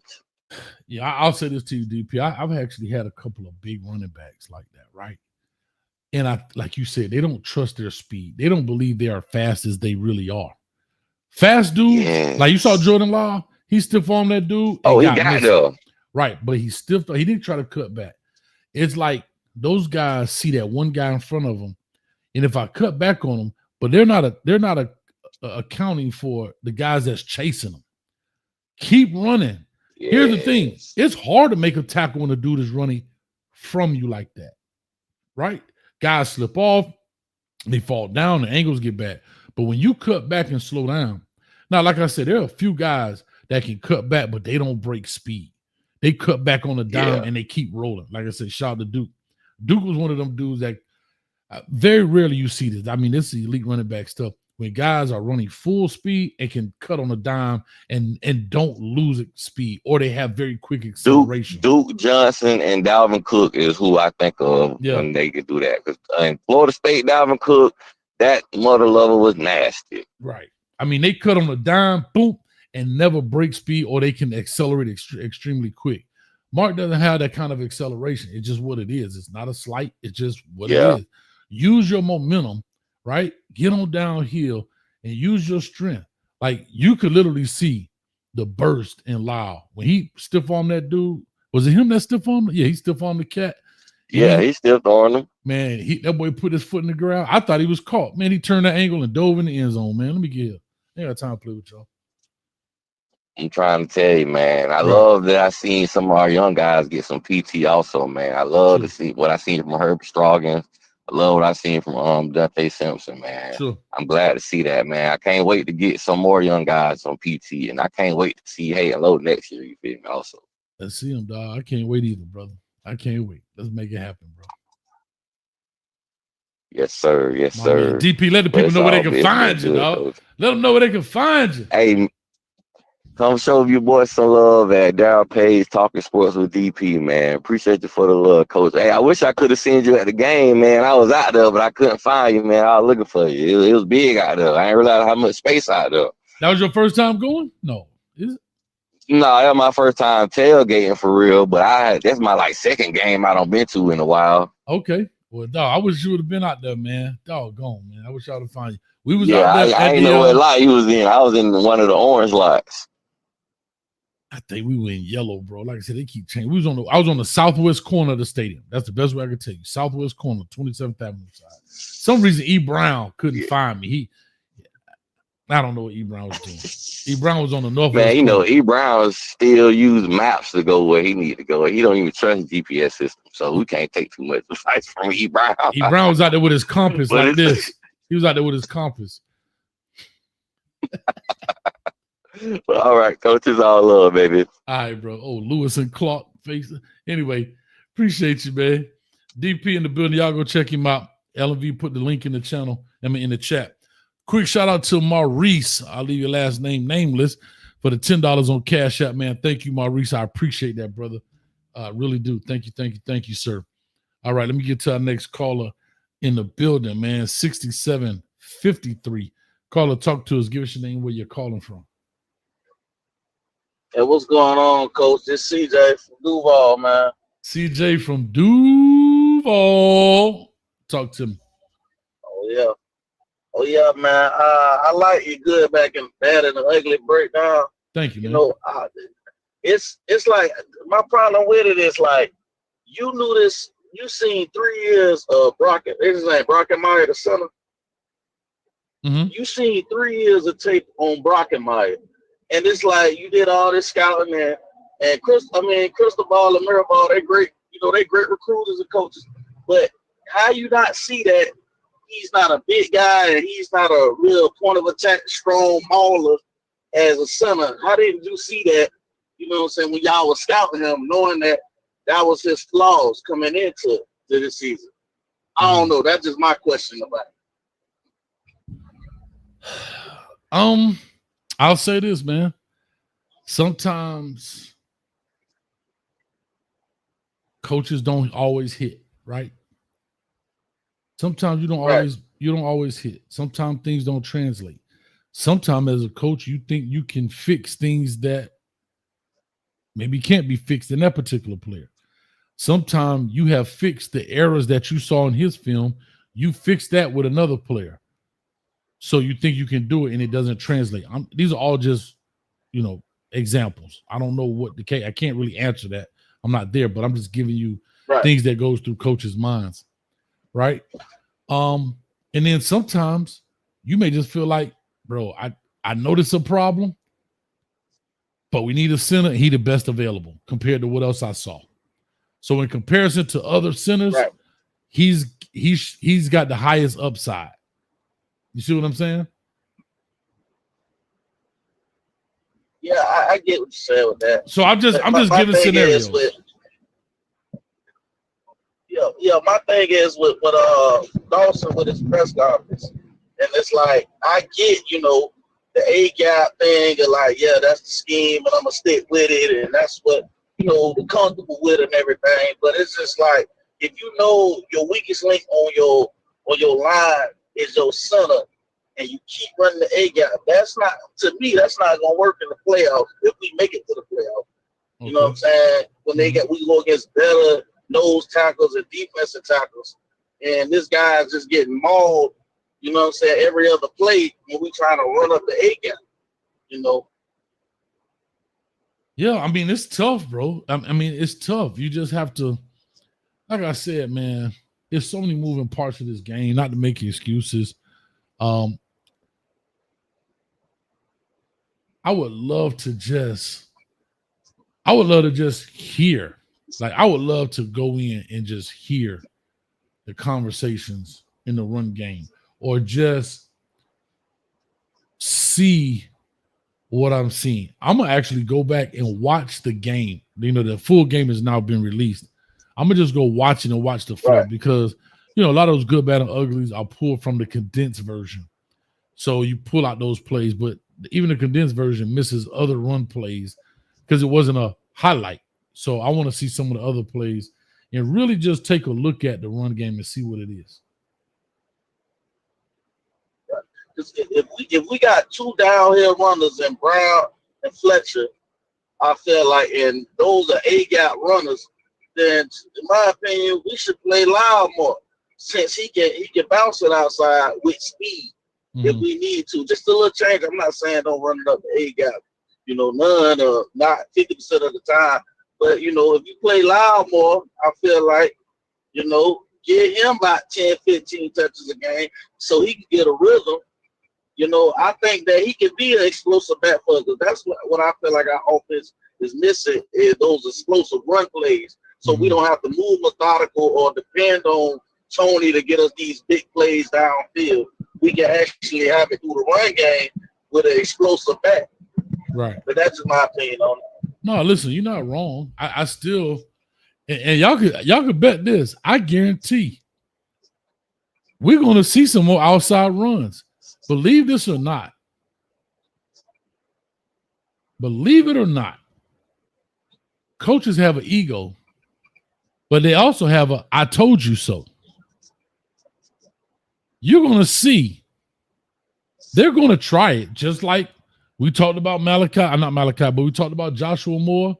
We talked about Johnson getting in, and them guys got in. We put so much pressure, they got in. You're going to see some deliberately outside run plays. Watch. You're going to see it.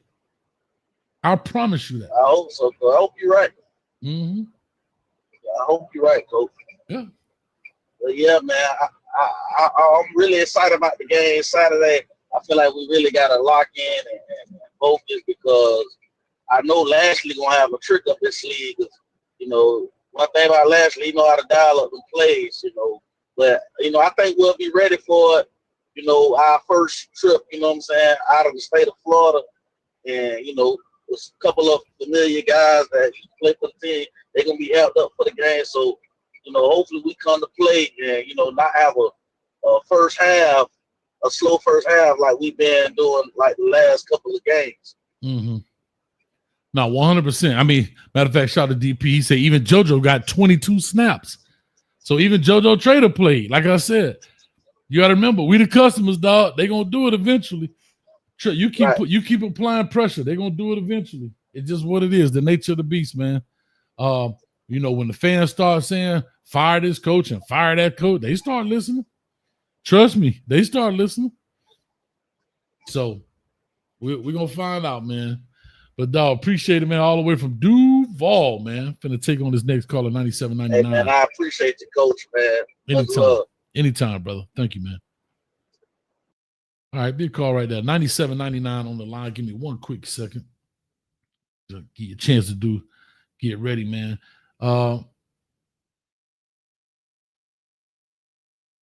why does it have to be runs outside out of spite? Why can't we dictate to the defense? Tony, you're right. There's nothing you said wrong. I'm just telling you, I've said this. If you watch this channel long enough, I tell y'all, some coaches fall in love with their playbooks.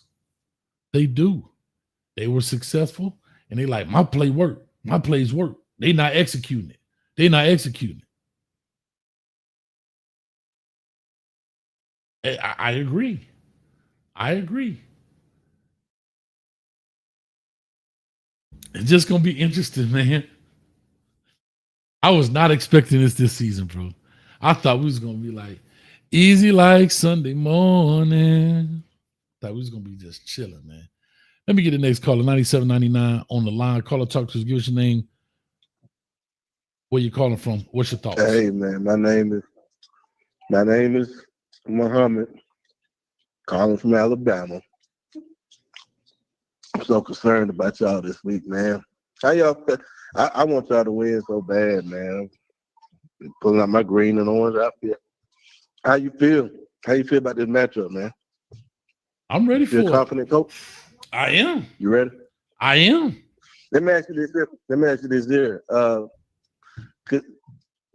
I wonder why Mario has a record of about 3-11 or 3-12 in November since his tenure started in Miami. I wonder why is that so? Say that one more time. Why what now? Mario Cristobal. But what you eating, dog? That thing it sound good. What you eating? You drink cane juice. I eat cane nachos. Okay, but dog up here trying to eat nachos. You like so what? So, all right, so talk to me. What you got? But I said now. Excuse me. I'm make sure you don't hear that. But Mario record in the month of November since he became the head coach of Miami is about 3-12 or 3-11, one of the two. Wow. 3-12, I think. Okay. Yeah, you know that? I didn't realize that, but I definitely could believe it. Why do you think that? Why do you think that's so though? I mean, that's a real question. Why do you think that's so? So it's funny you say that. A lot of coaches have goals. Their goals are win in November, right? It's 4 games in November typically, right? Win in November. Mm-hmm. Because November is usually where you get all your conference matches, where the games truly count. You don't have your tune-up games. You know what I'm saying? Like your Florida, your Notre Dame. And that's where conference play gets heavy. And that's when games truly matter. And a win or loss can either put you in it or out of it, right? Mm-hmm. Now, why does he lose those games? Brother, I think that's the but I said we have to eliminate. Right? Remember I said Mario got all these accolades and we have to eliminate the but. Well, you just created another but, right? Like he does this, but he's only 3-12 in the month of November where games truly, truly matter and you're down to the crux of the season, right? Yep.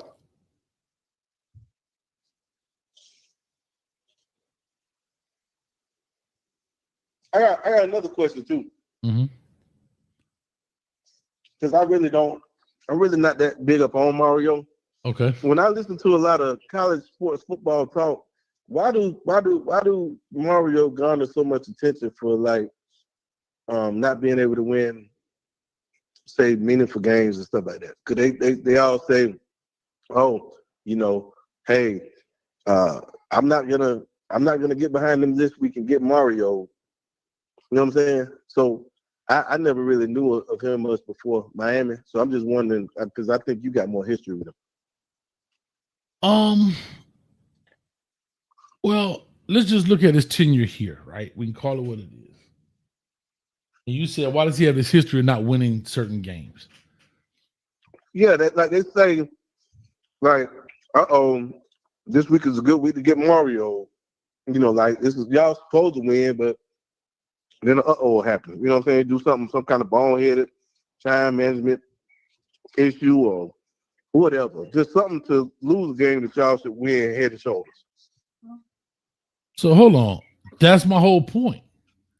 And you just said it. You're losing a game that you're supposed to win or that you should win. Mm-hmm. And you're winning the games that you want to win. Like we wanted to beat Notre Dame. We didn't have to beat Notre Dame. You understand what I'm saying? In regards to going to the playoff. We wanted to beat Florida. We should have beat Florida. But if we would have lost to Florida, we would still been in better shape. Yeah, it's been better off than losing to Louisville. So that answers your own question, right? Last year, we beat Florida 41-17. We wanted to.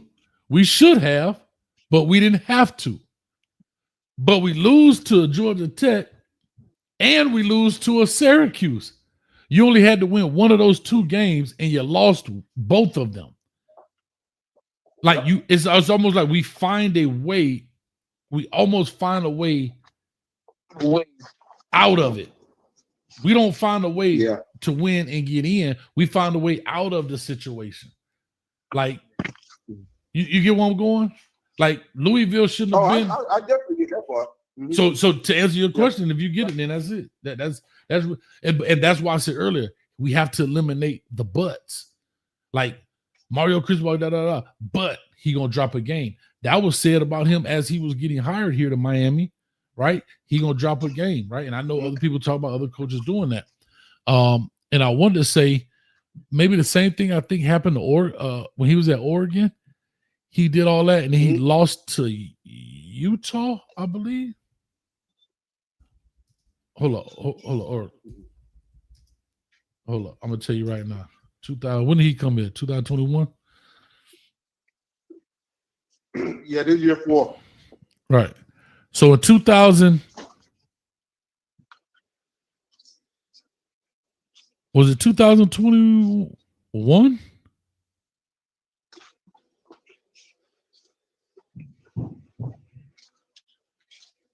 I'm trying to think. When was he? When did he come here? He came here in 21, right? The year after COVID. Came in 21. He came here in 21. Yep. So was it 2020? He lost those games to Utah? I'm trying to remember, bro. Like I said, I didn't follow him in Oregon. I mean, I had to be honest, I didn't either, really, if you want to know the truth. I didn't know. Okay. I didn't follow. I mean, I was a Kane fan. I wasn't, I'm not a Mario. I wasn't Are a you Mario. sold on your head coach? Great call. Here's my question. Let me see it. December 3rd, 2001. 21. Yeah. Mm-hmm. Oh, yeah. He lost to Utah twice that year. He lost to Utah in November, 38-7. Right? Then they played Oregon State. They beat them, and they came back and lost to Utah again, 38. Utah scored 38 both games. Yep. And then they lost in the Alamo Bowl, but I think he was on his way here. Are you sold on your head coach though, for real? Here's what I'll say about Coach Cristobal. I do like all that he does, but he's going to have to eliminate the butts. And the only way those butts get eliminated, I believe, is through his coordinators. And that's the hard thing with the quote-unquote CEO coach. And when I use the word CEO, I'm just talking about a guy that doesn't specialize on one side of the ball. And that's strictly my opinion. That's just my opinion about it. The CEO guy has a hard job. I think he's an excellent recruiter. I think he's a hell of an OL coach. I don't think he's the leader of the ship. Well, but we're gonna find out. We're gonna find out real quick. I'm just a hate. No, I already found out. I'm just a hating Florida State fan. I found out when y'all didn't take a knee against Georgia Tech. Yeah, see, I found out. You start off. Look, we had a good conversation, Mo. A good conversation. When y'all go to Pittsburgh. See, bye. I found out all kinds of times. Bro, you done came on here, Mo. You done came on here. We were having a good football conversation. You're chomping them down ear with them nachos. Didn't even offer me none. As soon as you finished eating, I heard you throw it in the garbage can. Then you want to start talking trash. I hear you, dog. Yeah. I don't find out. I don't find out. Guess what? That's all I'm saying. I found out your trash. I found out y'all trash. Y'all got all the talent in the world, man. Y'all got all the talent in the world. And so do y'all. So do y'all. So do y'all. For the players. So do y'all. And guess what? What y'all got? What y'all got? No, we do not. Man, stop lying. No. Mo, before the season, you was talking record. Mo, Before the season, What kind of channels we got? Mo, tell me yes or no. Before the season, you came on here talking cash trash. Am I right? About Notre Dame beat y'all. No, sir. I About wasn't talking about Florida Florida State. No, I wasn't talking about Florida State. My prediction of Florida State before the season started was 6-6 or 7-5. Y'all might not even get that. It's gonna be hard for us to do that. We probably won't do that. Trash. Which would be a win. So that means he getting out of town. So that'd be good on our part. Trash.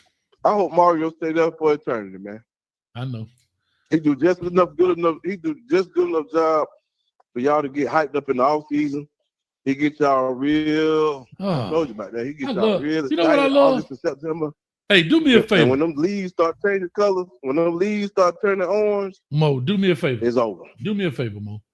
Yes, sir. Because I want to know how Yes, many. sir. I want to know how many of them Florida State channels you go on. I need you to set me up.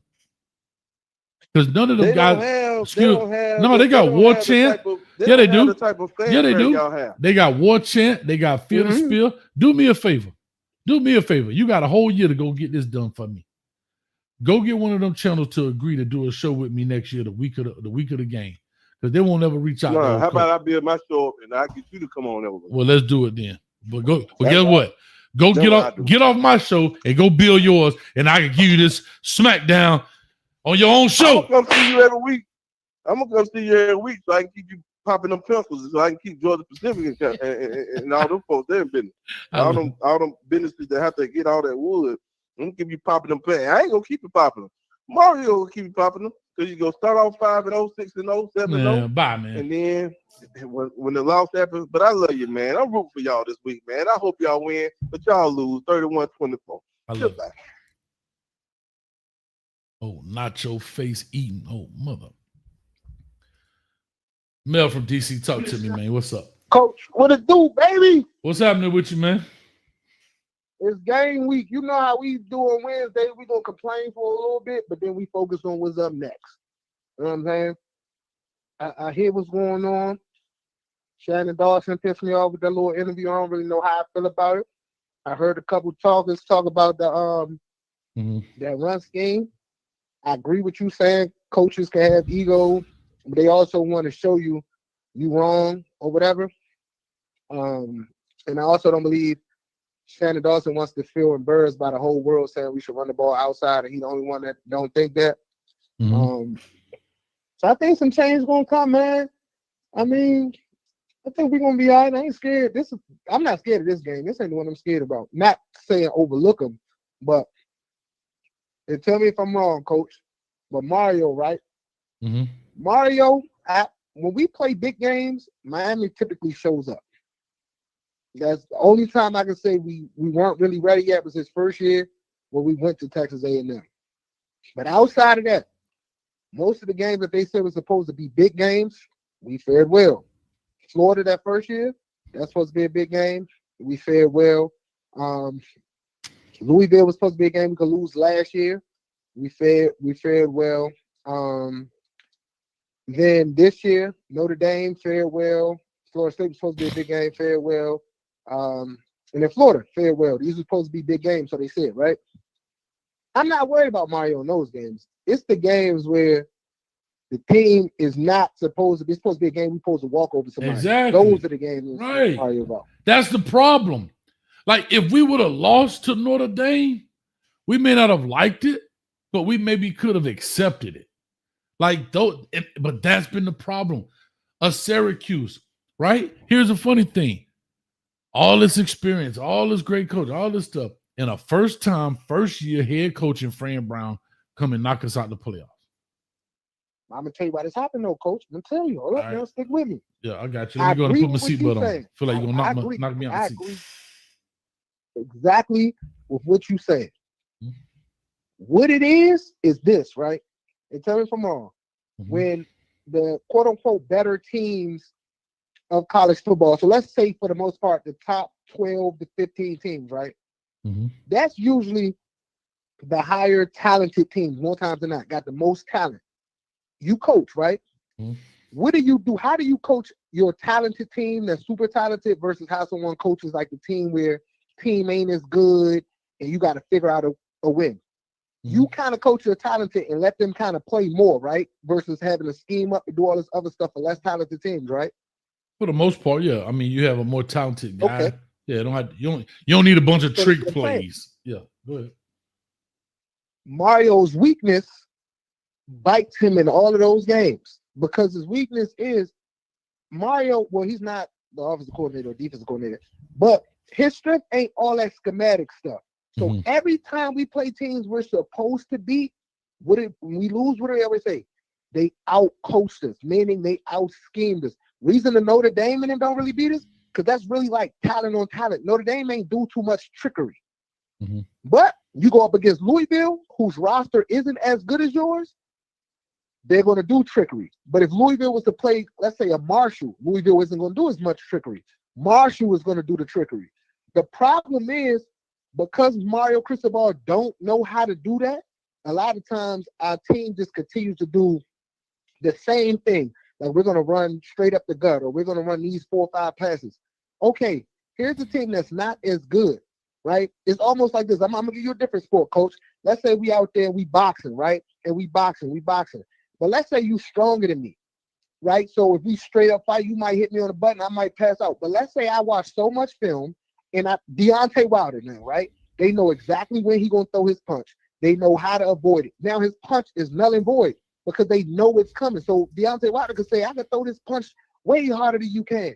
Yeah, but unfortunately, everybody know you about to do that, so they can take it away. Okay. And if you don't got nothing else in the tool shed, you just going to keep coming back to it thinking, I just got to land this one punch. You don't understand. They know the timing of it. So because they know your timing, they can take away your power. And it's the same thing with Mario Cristobal and his style of his coaching. They know we want to run and be physical and think we could just push everybody up the line. We've been watching film, coach. We got somebody in that offensive line who be getting pushed backwards instead of going forward. So Mario Cristobal, the moment you saw that, you needed to make some adjustments with how we was going to move on offensively, because you can't get a 4th and 1 when the running back got a juke in the backfield because the center is already 3 yards back in the backfield. And why is the center 3 yards back in the backfield? Because it's on film that he's probably the weaker of the link. No disrespect to Brockmeyer. So they know if we get a good push on him, we can disrupt the backfield. And the defensive coordinator of other teams also know this. And guess what? Mario Cristobal and his staff probably won't make any changes. They're just going to continue to try to do the same thing over and over and over. And that's why we struggle with those less teams, coach. They out-scheme us, and they know we ain't going to out-scheme them back because they know we ain't going to do that. We just going to keep on the same plays.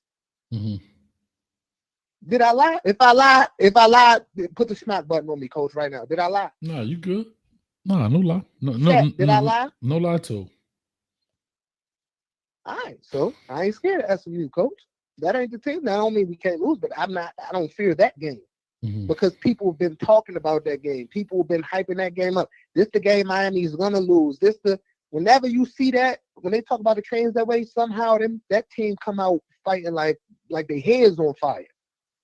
Like the walk is different. Think about the games where everybody was prime time watching Miami. Like, is this the game we're gonna lose? And think about how the team came out. Notre Dame. Think about how we came out the game. I'm talking about we look like we had 12. We look like we had 15 people on defense. That's how many people was moving around. Look how we came out against USF when everybody kept saying, "Oh, USF could beat Miami because they beat Florida." Look how we came out. Look how we came out against Florida State. Look how we came out against Florida. It's like when you talk bad about the team that they're gonna lose, somehow I don't know what that do to them mentally, but or with the I don't know how that coaching week goes, but they come out with a whole different like aura. So maybe we need to start a anti-Miami podcast, coach, too, and talk bad about the Canes and get the media to talk bad about the Canes. Like, this game gonna lose. They suck. Because I'm telling you, they come out they go crazy when people say they're gonna lose. When the other team got Tommy Castellanos and then people talk, they just look a different type of locked in. It's almost like you gotta hit them in the mouth first before the game, and then they just go savage mode or something like that. But if they don't feel like, that, it's like they look like they kind of look a little slow a little bit. I don't know. What you thinking, coach? I think you're right. I mean, I don't know. Maybe I don't get into. I hear you. I understand what you're saying. I just don't. I guess as a coach, it's like you tell us to eliminate the outside noise. Don't listen, don't take the rat poison. And then when we're saying that we play based on the outside noise and the rat poison. You get what I'm saying? I get what you're saying. That makes Yeah. sense. No. But so as a coach, I don't care if you playing Polio Timmy and them boys or you playing doggone Julio Jones and them boys. You got to have the same approach. You got to play them. You got to coach them harder. But that I don't know, man. I don't know. I don't know why. I just want to get over the hump. Psychology, coach. So I know that ain't. Well, I hear get what Mario be saying. No. These players, these players gonna listen, dog. I mean, you can't. It's on their phone. It's on their computer. It's on their iPad. It's on their television. So they family. They family. They friends. Around. Yeah, come on, bro. Come on. Yeah. It ain't like back in the day. Miami, man, they want to go out at night. Everybody telling you the man. Well, here's what I'll tell you this. Hold on, I'm gonna tell you this too. Back in the day, you only had to worry about one reporter, maybe two reporters at the most. And you might get some national coverage based on the hype of the game. So the local reporter from the Miami Herald might be like, yeah, such and such and such and such. And that's far as it went, right? But now you have news outlets, people like myself who've created their own platforms to talk about these guys. People are now making YouTube shorts and clips that go viral. Think about it. I'm a regular dude. Now I ain't saying it's a huge number, but like 16,000 people view that clip. 16,000 people have access to that clip that I made. Imagine other people making content, Streeter and Flo and whoever. Plus the national media outlets. So they're getting bombarded with stuff constantly. So I understand exactly what you are saying.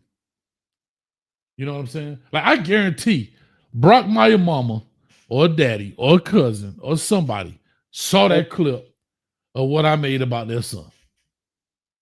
Yeah, they gonna say something to you next time they see you. That's okay. No lie was told, and I didn't do it to be hurtful. I actually did it to be helpful. The truth, or what they say, the truth don't have emotions. And guess what I'm gonna tell Mom? Gabos. This game ain't based on sympathy. It ain't. So it is what it is, man. But let me push through here. Yeah. Hold on, I got a question for you. All right. Tell me this. What's your thoughts, right? Mm-hmm. So Mario comes up. He's from under. Wait, was he under Signetti tree too, or no? No. Okay, nah. He was under the Rutgers coach tree, but he came from under Saban tree, right? Correct. So no, I mean he worked with Saban for 4 years, but if you want to say that's under his tree, then so be it. But the reason he said he went to Alabama was to learn from the greatest. Sure. So no problem. If you under somebody for 4 years and you see how they run their program, you from under that tree, right? That's fair enough. My question is this. So I see the influence from Saban in terms of like the trenches, and we still getting better in the trenches. Like I'm telling people now, a few years from now, we're gonna have even more. The trenches, defensive line gonna be even better. But you see what he talks about from the trenches. You see what he sees from the power running game. You see a lot of Saban's philosophy, right? So what do you think the issue is where you didn't see Saban teams do this? You didn't see Nick Kirby Smart, who's from under Saban tree too, do this at the end of the year where they continue to lose to lesser opponents. Mm-hmm. What do you think the difference is there? So if he was under Saban for 4 years and you follow all his philosophy, what's that one philosophy? Why we can't get that one? Like why do we lose to lesser talent? That wasn't a Saban thing. They beat people 70-3. Oh, I don't know. I tell you, like we have all these why questions, bro. Why do Tiger have stripes? It's in their DNA. You know what I'm saying? It's in their DNA. I messed up. Hey, Coach, you gotta teach me how to do this pod, man. 12 was talking to me. I gotta get your number, Coach. He on here right now. He just popped on the screen. You can talk to him. Oh, he on the screen? I don't know where he came from, dude. Man. See what happens when you give somebody a spare key to your house? They just come on in. Now he gone. 12. Oh, he gone now? I don't know. He just left. He'll be back. He'll be right Oh, back. there you go. Oh yeah, he just got. That's my dog, man. You got to teach me the setup. 12 was teaching me a little bit about the setup. Coach, you can't kick me off now. My dog coming on, Coach. They got wait. I got callers back here, Doc. Hey, Gabos. He said Gapo. Hey, I'm gonna just call back in, Coach. All right. No, stay on. Oh, yeah. Hey, listen, stay on. I'm always checking in, everybody. What's so nice to see y'all on the hump day. Want to check in on Coach because he say he the hardest work. Hey, baby girl. Hey, I miss you, man. The last week we were loose. I ain't see you. I was in Miami. Benito, Miami. You didn't even say nothing. Anyway, listen, I want to check in with Coach because he say he the hardest working man on YouTube. Sometimes I had to check in on him. Seems like he's doing something, but I ain't mean to interrupt you. But I'm gonna just say this: I ain't gonna take long. I got things to do. It's a must win. I didn't even hear the whole conversation. Gotta win. Hey, listen, we gotta win from here on out. Bottom line. Ain't no if, answer, maybes. Unless she's a hater. We gotta win. Watch this. Just shake it how you like it. Like it how you shake it. Oh, girl, don't you fake it. Real niggas might take it. It's the real deal. Bump what you feel. Boom, bam. God damn. Gotta be the jam. Okay. Anyway, we lose. Jam Pony. He had Gracie. Huh? Man, I got to roll. Raw High, what's up, boy? Listen, I got the roll. I got somebody I think special back here. So you might be right on time, boy. Ooh, y'all might want to stay around for this. Ooh, this is going to be a good one. Anyway, Jamel, let me roll on, man. I got Anonymous up here on the line. Then I got, this is going to be a good one. All right, boy. All right, family. Y'all be easy. For sure. All right, take care. All right, we got Anonymous. I said, let me come in and holler at my dog. You know how I do every now and again. Hey, I'm hard working too now. I got to come in and see what's going on, man. Nah, you good. You good. Listen, Anonymous on the line. Talk to us. Anonymous going once. Anonymous going twice.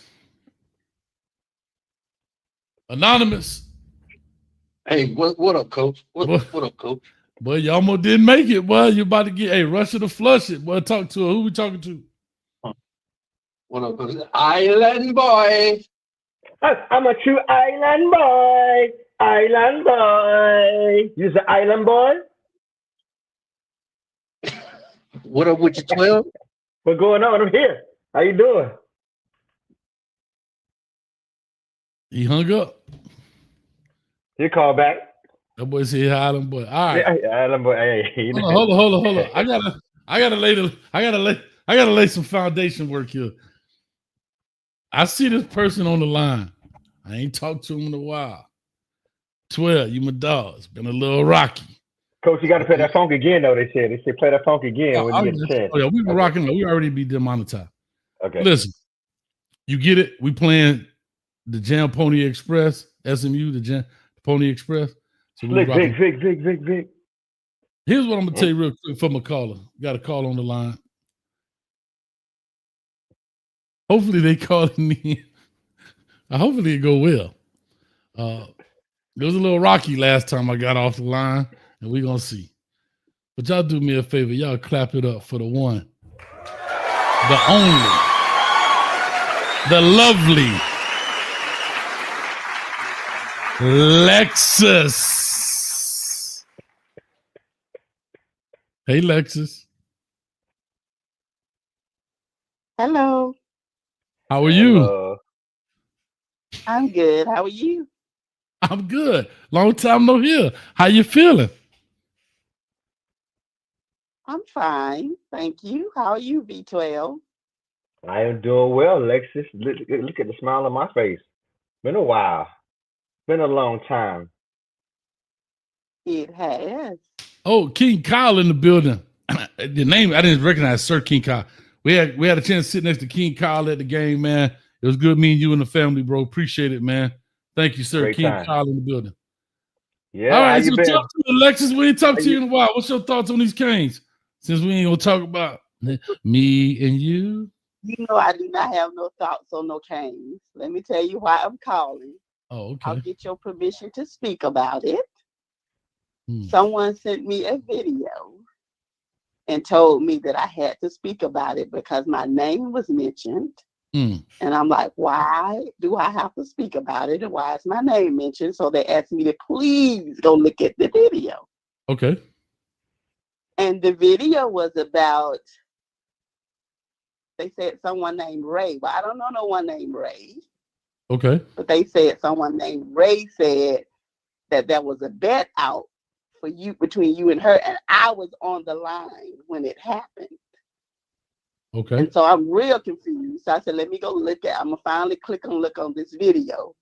And so Ray is sound like Black Butterfly. So I'm like, I never talked to her with you. But then I remember, yes, I did one time on your 5th year anniversary.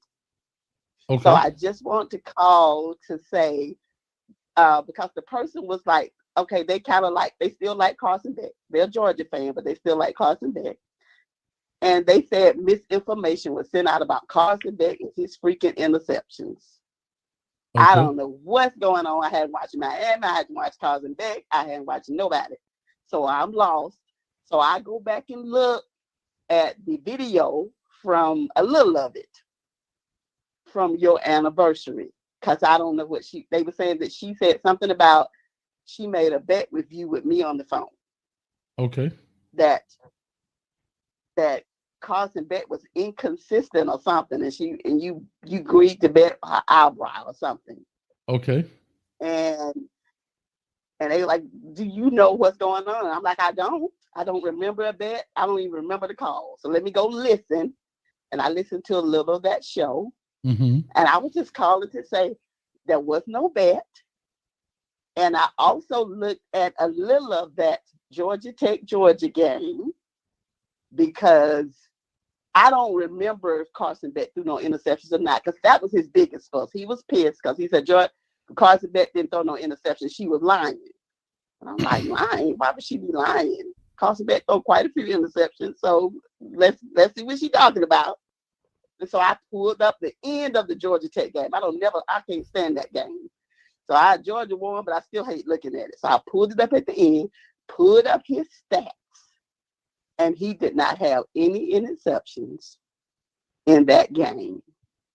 So I said, let me call and set the record straight, only because she said I was on the phone. All right. When it happened. Well, here's what I saw the chat, and everybody was just going off on her in the chat, saying she was a damn lie, blah, blah, blah. So I guess they went and Googled it as well. So it sounds like you saying the same. It sounds like you saying the same thing, that I didn't make a bet. Is that what you're saying? Or I did make a bet? You did not make a bet. Okay. So now we got that out the way, because I already knew I didn't make no bet. You still love me, Lexus? And Carson Beck did not tell Amanda to go straight to hell, and if she want to know the direction, just keep going straight the way she doing. I can't stand that helper. She always got something negative to say. Go to hell, girl. But anyway, back to my statement. I just wanted to say that Carson Beck, because my friend is gonna be proud of me, because he know I ain't trying to represent nothing positive for Carson Beck. So I just want to say Carson Beck did not throw an interception at the Georgia Tech game. And that was a lot of games he threw one, but that was not one. So I'm setting the record straight so he can shut up talking to me about it. Okay. You talking about your friend? Hold on. You talking about your friend? Yes. He's about to drive me to drink. So your friend, hold on. So ever since that girl went on this line. So is that same friend is the one that sent you the clip about the eyebrow and all of that stuff? Well, he said that she said something about an eyebrow, that you owed her eyebrow. Okay, well, guess what then, Lexus? Hold up now. Now, damn it, I know we don't have our problem. And let me tell you something, Lexus. If you think for one moment, wait a minute, let me tell you about me and you, because if you think I'm here to play around with y'all, God damn it, I'm not. And if you think I'm here to play around with you, Lexus, I'm not. It sounds like you got another man in your life watching me. That's funny. Another man in my life. I don't know if I put it that way. He watching me. Watches your show. Telling you about me. Sometimes he watches Chico. He watches quite a few people actually. Well, and he likes Carson Beck, regardless of the fact that Carson Beck is no longer at Georgia. He's a huge Georgia fan like I am. That's where we connect at. But we don't connect here. We don't connect with Carson Beck. I'm done with Carson Beck. He ain't at Georgia no more. I don't care what he's doing. So did you swipe right or left? That's our dilemma. Hold up now, Lexus. Hold up, Lexus. So Lexus, let me ask you a question. Hold up, Phil. She done called in here and he's talked to him forever, and you gonna tell me another man got you checking on me? But listen, I ain't with it. No, Lexus. Is it okay if he watches your show? I mean, of course it is. Of course it's okay. Ain't no other man gonna watch you and watch my show. He got to pick. No, he don't. He watches Lexus, anybody that talks about Carson Beck. He is a Carson Beck fan. I would say. So Lexus, so you say you, but he really still likes him. So since he's with Miami now, he watched you and a couple other Miami shows because he asked me about the other ones, and I tell him I don't know because I never watched them. Lexus, tell him it's only one show. It's Coach Hayes Football. So you say you're done with Carson Beck. So have you watched Malachi Tony? Do you like Baby Jesus? We got a new. I understand. Okay, so when you Miami. So let me. I want you to do this. When you get a chance, we got you know how back in the day Russell Wilson. I used to call Russell Wilson Baby Jesus because like he would win a bunch of games. Like Russell Wilson to be like 4th and 20, and he'll win the game. And I thought he was Baby Jesus, but we really have the Messiah. We got the baby Messiah down in Miami. His name is Malachi Tony. So when you get a chance, watch him. Number 10. And Carson Beck throws to him a lot. So when you get a chance on Saturday, watch him. You'll be very impressed. Right? So I just want to take a look at if you haven't looked at Miami all season, take a look at Malachi, Baby Jesus. Well, I asked him about Carson Beck because he likes Carson Beck. And I said, I didn't even know Miami had played Louisville or lost to Louisville. He said they did. And I said, let me guess why. Did Carson Beck screw up somewhere? And I know that because he did it at Georgia. What did he do wrong? Did he throw an interception there? Now, I'll give him credit. He did not throw an interception at the Georgia Tech. Now, I got to speak truth. You know, I love Ray. I have to speak truth. And the truth is he had 5 touchdowns, 0 interceptions. He made it through an entire game and 8 overtimes and didn't throw an interception. That's probably a miracle within itself. But he did. And so I said, okay. He said, you got to straighten that because she was lying. I said, well, she probably wasn't purposely lying. She might have just confused the game. That's all. It's like, let's not be so harsh on that. And tell Amanda to take her asset to bed. And then after 8 o'clock. But anyway. What is happening right now? That's what I called to say. And that's it? That's all you called to say, Alexis? Yes. What else? What else did you want me to say? Well, guess what, Alexis? Guess what? Hold on. We have Carson Beck now. I'm gonna just say this, Alexis. I know you're done with them. We have Carson Beck now, and we do have some use for him. So right now, he's been pretty good for us. And so we're gonna see what happens the remainder of the season. You lost to Louisville. Well, listen. I'm not gonna blame. I don't think it was Carson Beck's fault we lost to Louisville, and I don't think that was his fault. I mean, It was that. Yeah. So that game had we had the show. That game had enough blame to go around from the entire team, and so I wasn't gonna put that game on Carson, the entire game on Carson Beck. But we do we think he needs to? He threw I think three or four that game. He threw one, yes, at the end of the game. Clearly 4. He threw I'm not gonna one. let you slide Just out. one. No, at the end of the game, he threw the game ending one at the end of the game. He threw 4 or 5 that game against Louisville. But he bounced back last week. Last week he bounced back. No. So now that we finished with that Miami I mean, stuff, now Ray did tell the truth about something because we Mm-hmm. did try to tell. I know I told Coach Hayes this on his anniversary show that I said he better hope Carson Beck does not. You better hope Carson Beck does not throw the ball to the other team. And I want to say one last thing, please, and I'm gone to the chat because the chat was going off on Ray. Y'all like give her a break. My goodness, it wasn't that serious. She might have mixed up the game. Number one. Number two, everybody was talking about what Georgia had the most drop passes. Well, drop passes and interceptions are 2 completely different stats. Nobody's blaming Carson for any receivers dropping passes. What we were blaming Carson for was the reception, the completed passes he had to the wrong team. That's what we were blaming Carson Beck for. And I promised Coach Hayes that he would do that for Miami as well if you keep him too long. So I'm just going to take a wild guess and say part of the reason you all lost to Louisville is because he did just what I said. Coach Hayes wouldn't listen to nobody. He thought he could Google and know more about Carson Beck than myself and Coach Kirby Smart. So he just wanted to brag about his winning record and say it was and be in denial until reality hit it. So I'm gonna guess without even watching that Louisville game, because I'm not gonna watch it. I don't want to see Carson Beck. That he did something during the point of that game. So Alexis, so when Carson Beck takes us to the playoffs and eventually we end up in the national championship game, what are you gonna do? He's gonna throw an interception to cause you to lose the championship game if it happens. I'm just saying, he's not good under pressure. B12. He's very good in the pocket. He's very, very good in the pocket. He is not good under pressure.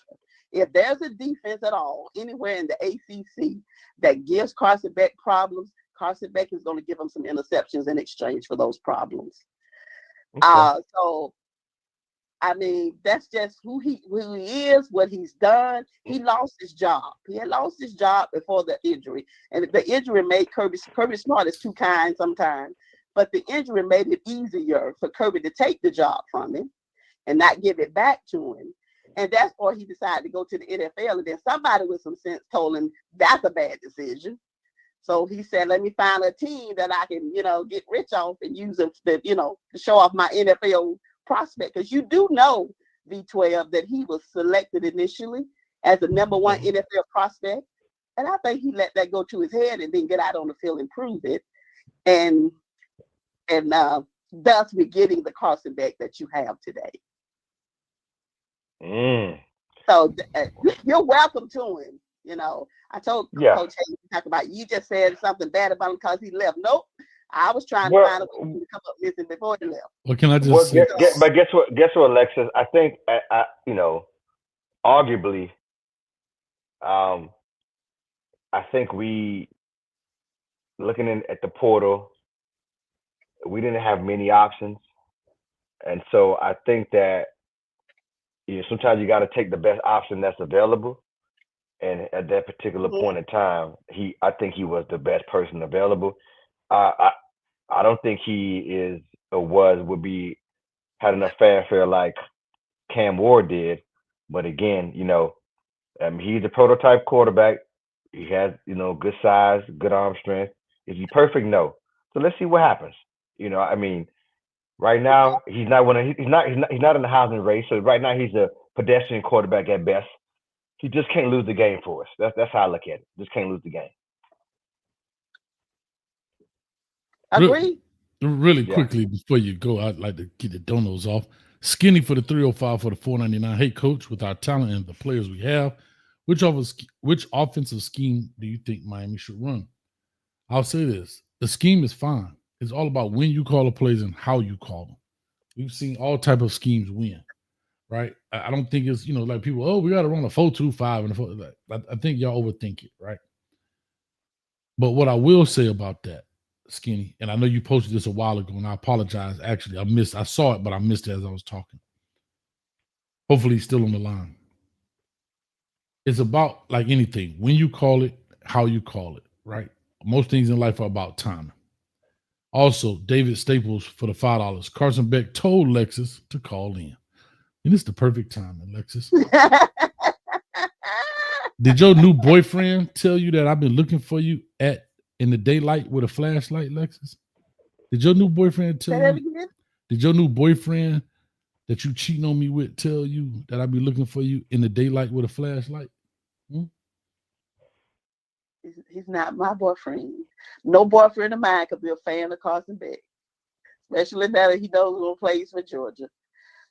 But no, nobody told me nothing about you. So I'm gonna show you what a train wreck is all about. When I was trying to look for you, when nobody tell you about that, but when the train wreck happens, somebody gonna send you a clip.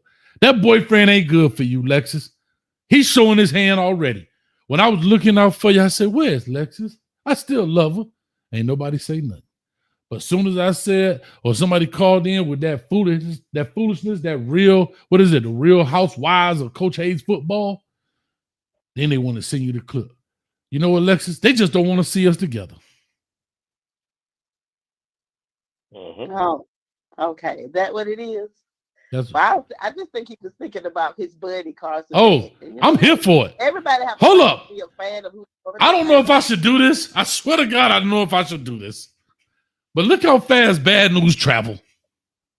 Black Butterfly. Oh, is that Ray? Would you like for her to come on the line? It don't matter. Here she goes. Yes, please. Yes, please. Hey, Lexi. Hey, lady, how you doing? Hey, girl. Somebody got to turn the TV down in the back. Oh, I got to turn my TV down. Wait a minute. Let me mute this. It's not my TV. It's my computer. Hold on for a second. Because I'm actually working. Hold on. Okay, honey. Where? Okay. I think I got it muted down. And here Well, hey, Lexi. go. How you doing, sweetheart? Girl, I miss you. I was on coach, but tell me y'all need to kiss and make up. Oh my God. Now look, about your little friend. Yes. I'm gonna have to go back and watch that game because I swear that was the game that he was throwing a lot of picks. But to keep in mind, they were dropping them. They wasn't catching them. They were dropping them. But I have to go back. Now I could be wrong because he throws a lot of picks, so I could be wrong about the game. You are. But I'm gonna go back and I'm going to watch it to be sure. But I think that was the game, and I think that he was throwing a lot of picks, but they were dropping. The defense was dropping them. They wasn't catching them. Okay, but I could be wrong. But the fact of the matter is, like I had told Coach, Carson is inconsistent. There are some games where he throws some beautiful passes, and then there are some games where he just throws it straight to the other team. How, Sway? Right. He's inconsistent. Now, back to the eyebrow thing. Right. I could have sworn that you and I were on the phone and we were talking about Carson Beck, and I don't think it was the 5-year anniversary thing. Well, that's the only time I can find that I've been on the phone with you on his show. Was there another time? But you not been on the phone again. See how I got him arguing over me? More than one time. V12, take notes. Okay. See how I got the ladies arguing over me? V12, take notes. Okay. Coach Hayes, do we have permission to talk about this? Because, honey, this is your show. Oh, y'all can already take over. Yeah, because he quick to hang up on women. Yeah. Do we have your permission? If we don't, I understand. Well, Hester, I love 12 loves the women. I'm not gonna hang up on y'all. Hello, B12, how you doing? Hey, I'm very excited to be on with the two ladies. I love a twosome, and I mean we're just. I'm sorry. I mean I love. I'm sorry, I ain't mean it that way. I mean I love a group session. I mean God, I mean. I just like it. I mean, I like the communication. Put it that way. Lord have mercy. I'm gonna get myself in trouble.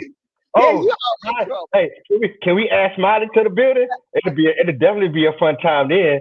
Like, oh Lord, Smiley, hey Smiley, somebody to hit, man. This is a fun Can I time. just do this? Can I do this real quick? And wait a minute, listen. Why are you giving Amanda hell? What's going on? Amanda's one of the girls now. She's cool. Hold on. Before we go into, excuse me, before we go into the Real Housewives of Coach H. Wait a minute. What is she saying? We have to go back to the chat. Excuse me, we got to go to a commercial. Amanda's cool. All right, I got to go. I'm done. I just got to go to. I just want to go to a commercial break right quick. This commercial is brought to you by Alex Tabio for the $25 on Cash App. He said, "Let's go Canes." 38 SMU 20.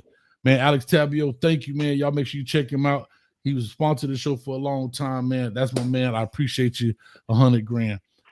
After these messages, we'll be right back. And here we are. So, with that being said, hey, Ellen B, can I say hey to Ellen B? Hey, Ellen B, how are you doing, wonderful queen? Hello, Ellen B. That's it. That's all I want to say. So 12. And I just want to, Ray, I want you to know, honey, my friend is a knucklehead. And I told him I did not want to call and talk about this. He said, but she said you was on the phone too. So you need to fix it. So that's I promise you, I don't know which time it was, but you and we were on Coach about Carson Beck because we were telling him we're glad he's gone because he wasn't going to play this season anyway. Right. But see what Coach failed to realize last season was Carson Beck first year starting. Men suffer in silence.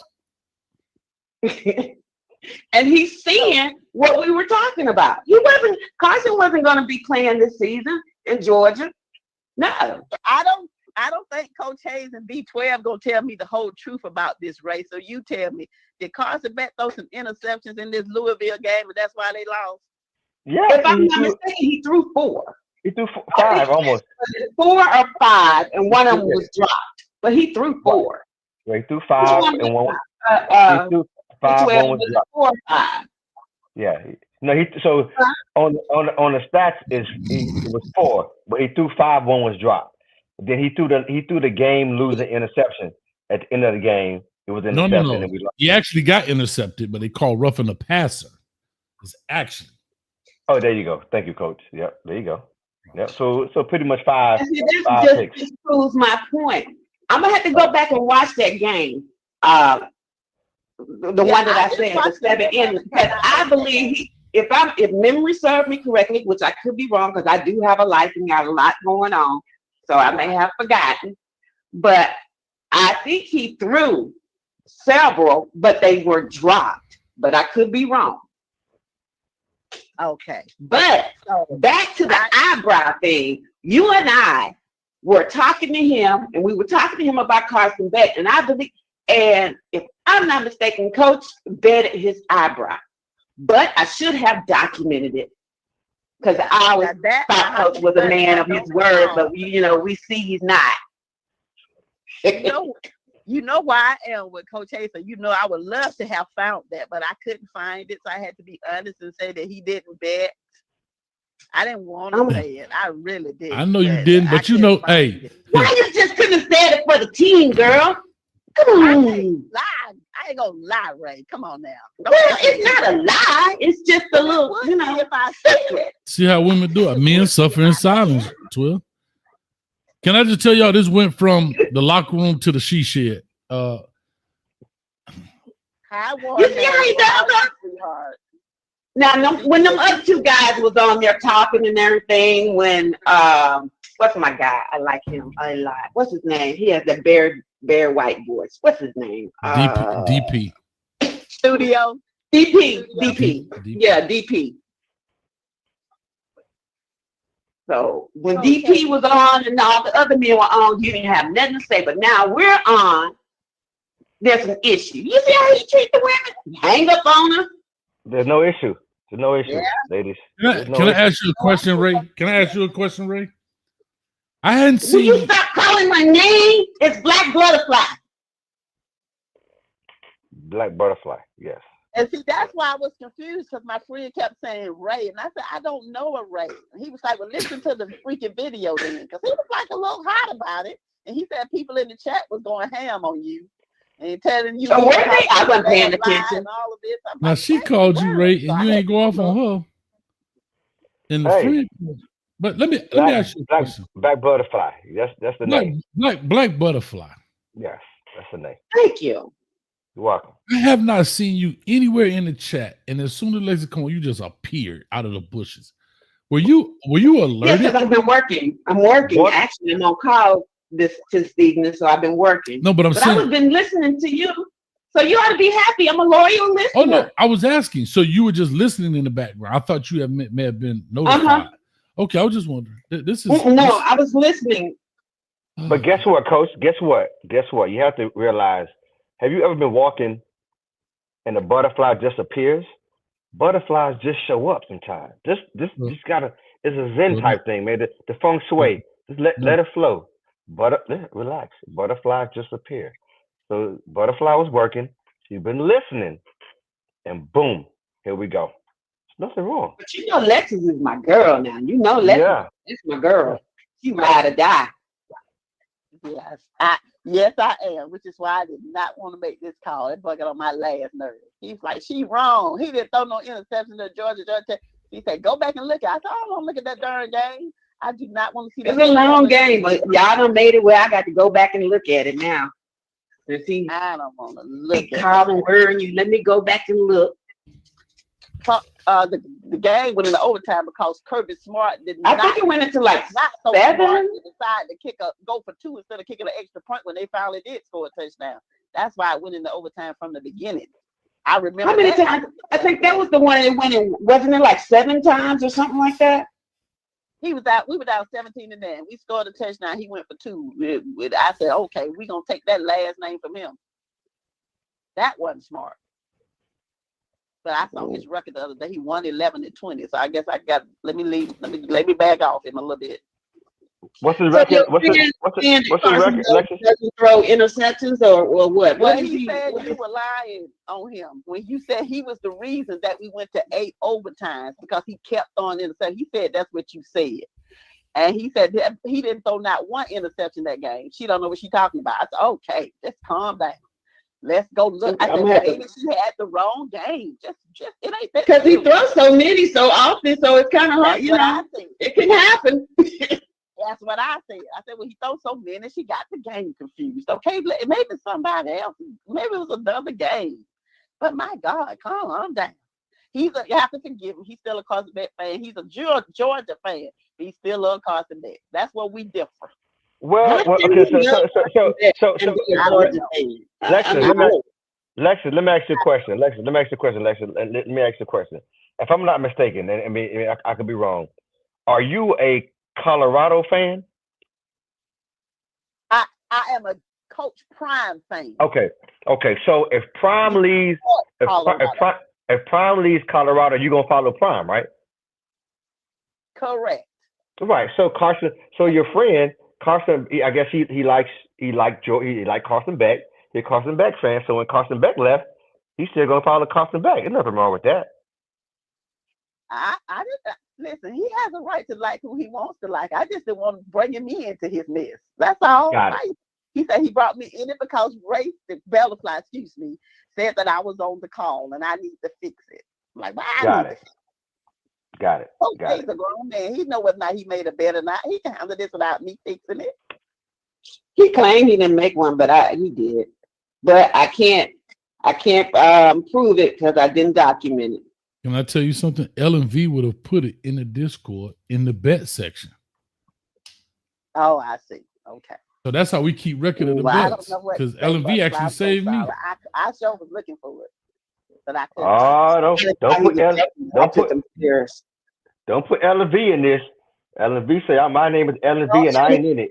Don't put LV in this. She ain't in it. Don't put LV in it. Yeah, boy. Y'all finished now? So, yes.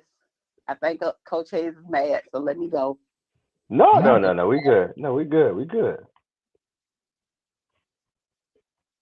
But what is your assessment? He didn't make the bet. I don't know what else I can say. I said he didn't make the bet. At least not while I was on the phone. I don't know what happened no other time. I had to be honest about that. I could have sworn he made that bet one of the times while you and I were talking, because we've talked more than once. And we were talking about Carson Beck. Yeah. But I mean, you were right. You did say, now I did hear the part of the show where you did say he was inconsistent, because I said, you better hope he don't throw the ball to the wrong team. Y'all better lighten up the orange on the colors of the jersey so he can have the right, make sure he throw to the right team. And then you said, yeah, he is very inconsistent. He is. That is a part of what was said. Now, like I said, I don't recall honestly nothing about a bet, but I said I could have forgot. I told him, I said I could have forgot. Let me go look it up and see if it was said or not. So now this is gonna make me want to have to go back through his videos and stuff and see if I can find it. Please help. I did help. I say you didn't make the bet, Coach Hayes. My goodness, what you want me to say? He don't want like us talking, Butterfly. We just trying to fix it, because I don't want to hear about it no more. No, you got no. Listen. You know what? Let's talk crime for a little bit. What did you think about that last game? No. Let's not. No. Let's talk prime for a little bit. I'm with you. No, but here's the thing. Here's what I want everyone to know. And Black Butterfly and Lexus, I appreciate what you just done, because I think a lot of times we as people, we have to be able to hash things out amongst ourselves. It's a family right here. And although I appreciate, the dialogue. So now we hashed it out. Now we found out that what someone said wasn't really a thing. There may not be a bet with the eyebrow, and we can put that to rest and we can move forward. We could talk about prime. Is that what you want to talk about, Alexis? Because right now, we're not looking good, but let's see what Coach wants to do. I'm going to defer. Oh, it's a Kane show. I'm sorry, Alexis, you missed it. I think, was that yesterday? Was the prime show yesterday, Coach? But we can talk about at least prime for 5 seconds with Alexis, please. Yeah, for 2 minutes. 2 minutes. Yeah, and then I have a question for Coach, because Coach said something last night that I wanted to ask him about, if he was serious about it. Dead serious. That was the last one. Go ahead, Alexis. Go ahead, ask him what you want to ask. You were serious? Oh yeah. What did he say? So, that last night was going to be his last show, and I think it's kind of done ran its course too until they pick back up. What do you mean? You mean Colorado's last show? Well, we know. Well, guess what? If last night is going to be Coach's last show, I think that Colorado will be finished for a long time.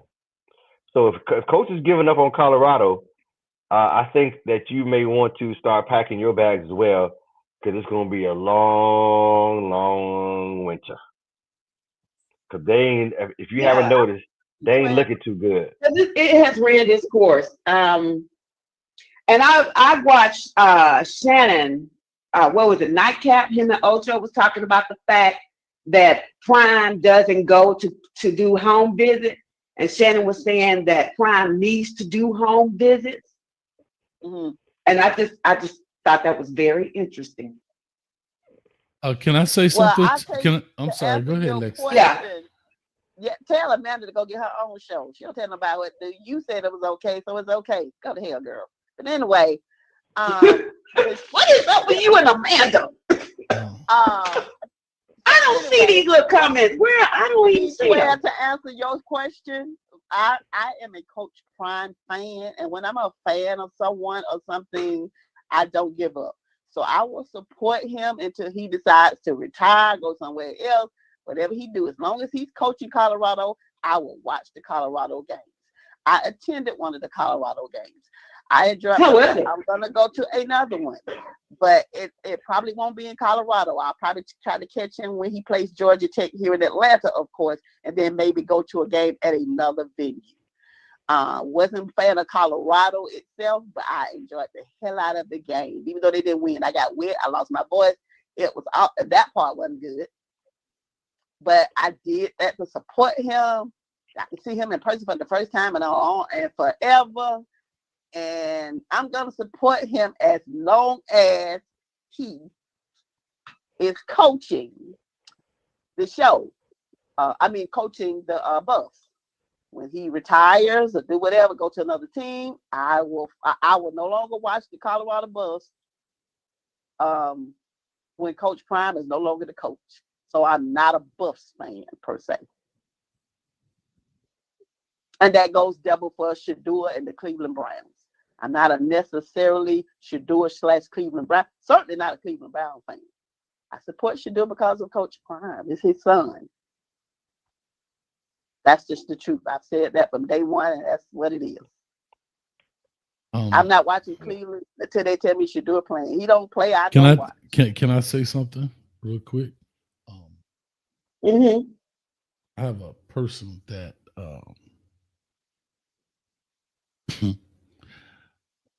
yeah, we all grown here. Are we all grown? Yes, sir. All right. Spit your game, talk your ish. Go ahead. She right here ready for you, dog. You got your Sunday best on, bro? Mm-hmm. Yes, sir. Yes, sir. Hey, hello, ladies. Black Butterfly on the line. That's who you was talking about the other day, my brother. She 270, thick thighs, save lives. Go ahead. Oh, have mercy. Hell, save me. In life, boy, I'm telling you, miserable. Ooh, hello, Butterfly. Ah, my Hello. mind. Who am I speaking with? You speaking with the one and only. He broke the mold when he made me. Get Down Brown. Been a Hurricane fan since 1983, baby. Oh, okay. Okay. Yeah, I heard your voice with my uncle. E. Brown was over there. I'm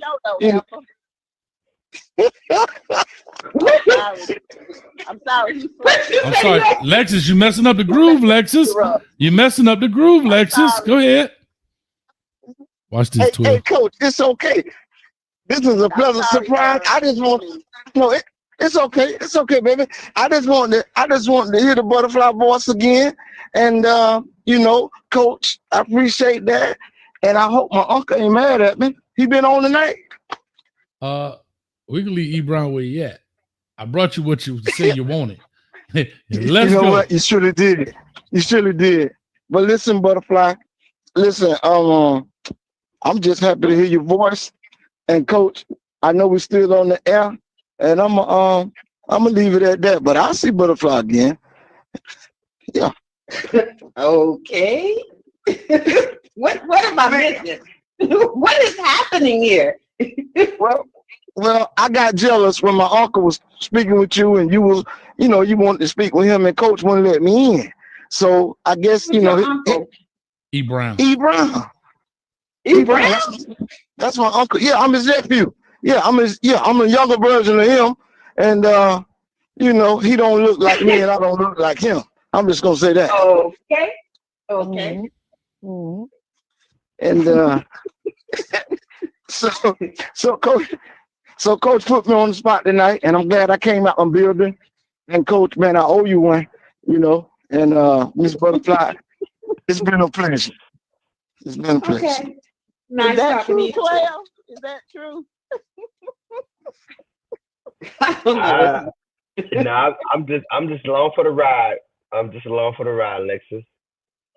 Well, I'll just say this as completely. It's nice to see you again, B12. I don't know if Coach ever tells you, but I do ask about you. Thank you. Nice to listen. Always a pleasure. You're doing wonderful. Thank you. Likewise to hear from you. Because I always have to speak through Coach Hayes about you. Absolutely. Because I don't see you on live like you used to be. Yeah, I'm normally he gave me one of them Stephen A. Smith deals. Like I can only come on doing the Canes talk, so I get one of those. He gave me like what coach? He gave me one of the Shannon Sharp deals. He gave me just cut me out, so I just come in. Only like 6 months out the year, if that 3 months out the year, and I come on in and then do my thing and go back to bed. So I'm here. It's always nice to hear your voice. Catch us on Saturday. We're back on Saturday. We're going to be talking SMU football and the Canes. So call in on Saturday, pre and post. Lexus, we're looking forward to hear your voice on Saturday. Black Butterfly, nice to meet you. Nice to meet you too, B12. Yeah. And make sure you keep calling in. You work the night shift? No, I'm just on call this week. Okay, that sounds good. Okay, I work the night shift too. They call me Lionel Richard. I'm a Commodore. Sweet sound coming down on the night shift. Come on, Terrell. You know, you learn that, baby. You like that with her, Brian? You like that with her? That's old Commodore for you. Lionel. Hey, I love it. And you took a rap out our era, baby. That was some good music. That's But great, yeah, great, Black Butterfly, music. I'm trying to tell you, you made my night. I'm finna go wrap up in my cocoon and think about the Black Butterfly. Yes, man. Okay. I don't know what to say. So I'll just help you out. I'll help you out a little bit, Ray, because sometimes I'm sorry, Black Butterfly. Sometimes Black Butterfly, you had called in, you were talking to E. Brown. And right here, Cuzzo, Get Down Brown, been a Kane fan since 1983, the year of our Lord. He heard your voice. He said, Coach, okay, who is that? And I said, it's Black Butterfly. He said, I gotta find out who that is. So if you go back and look at that show, I showed him a picture of you and everything. He said he liked him about 270. He said thick thighs save lives. He was all in. I am far from 270. I'm not 270. I know we're not talking about after the surgery. We're not talking about after the surgery. But what I'm saying is, so what I'm saying is he was excited. And so he got so excited. Right, because after the surgery. But so what happened was because he had got excited. And so he heard your voice again. He put the cane juice down and picked the phone up. And now he on the line. I know he might seem a little nervous, but trust me. 270 is big. That's almost 2 pounds. I know I'm talking about after the surgery. Wait, that would be before the surgery. But listen, so what I'm saying is huge. Yeah, before the surgery. That's the only picture I had was before the surgery. Wait a minute. You know what I'm saying? Man. I had it was, Coach, you told him I was 270. I'm not 270. I know this the picture I had was you know what? the picture I had was before the on the surgery. Black Butterfly. He thought that was gonna run me away. And so you know, I didn't go for the 42 fake. I'm not Coach Doss. You know what I mean? I didn't go for the round the outside or up the middle. So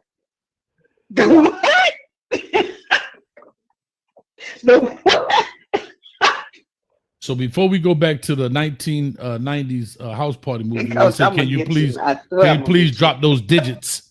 What the man said, I'm going to get those digits. 12. What was it? I'm going to get those digits. I'll let y'all talk offline, and y'all do y'all thing. But as I've completely lost control of the show, like doing 90 on the icy road, trying to turn left, here we are.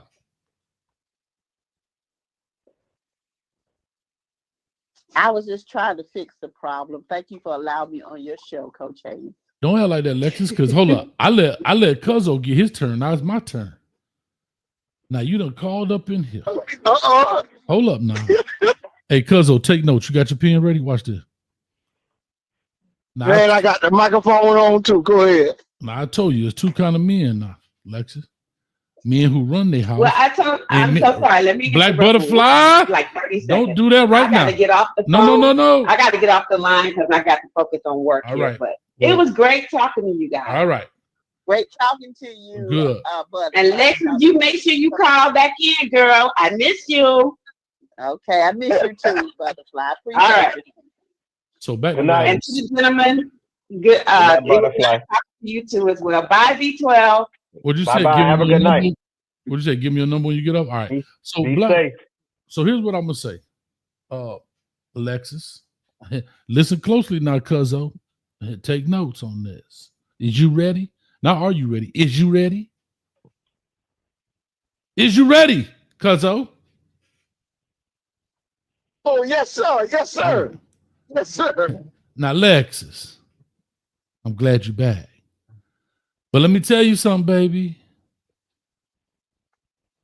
Some men run their house and some men run around their house. I run this house. And let me tell you something, Lexus. I was looking for you in the daylight with a flashlight. I told you that.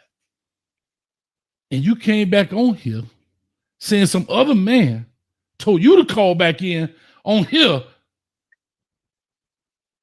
And I ain't going to stand for it, and I ain't going to sit down for it either. So I'm going to lay down. So what you got to say for yourself, baby? Did you just say you were going to lay down? Yeah, because if I can't stand or sit down, it's only one more object I lay down. But go ahead. Oh. Let me get back to character. So what you got to say for yourself, baby? My sincerest apologies if I came on your show and said something that you didn't like. I thought I was trying to clear the air. I thought I was trying to just fix it because I don't want to hear about it no more. He's a Carson Beck fan. I am not. So I would not be watching Miami football. So I didn't even know what he was talking about until he said my name was mentioned.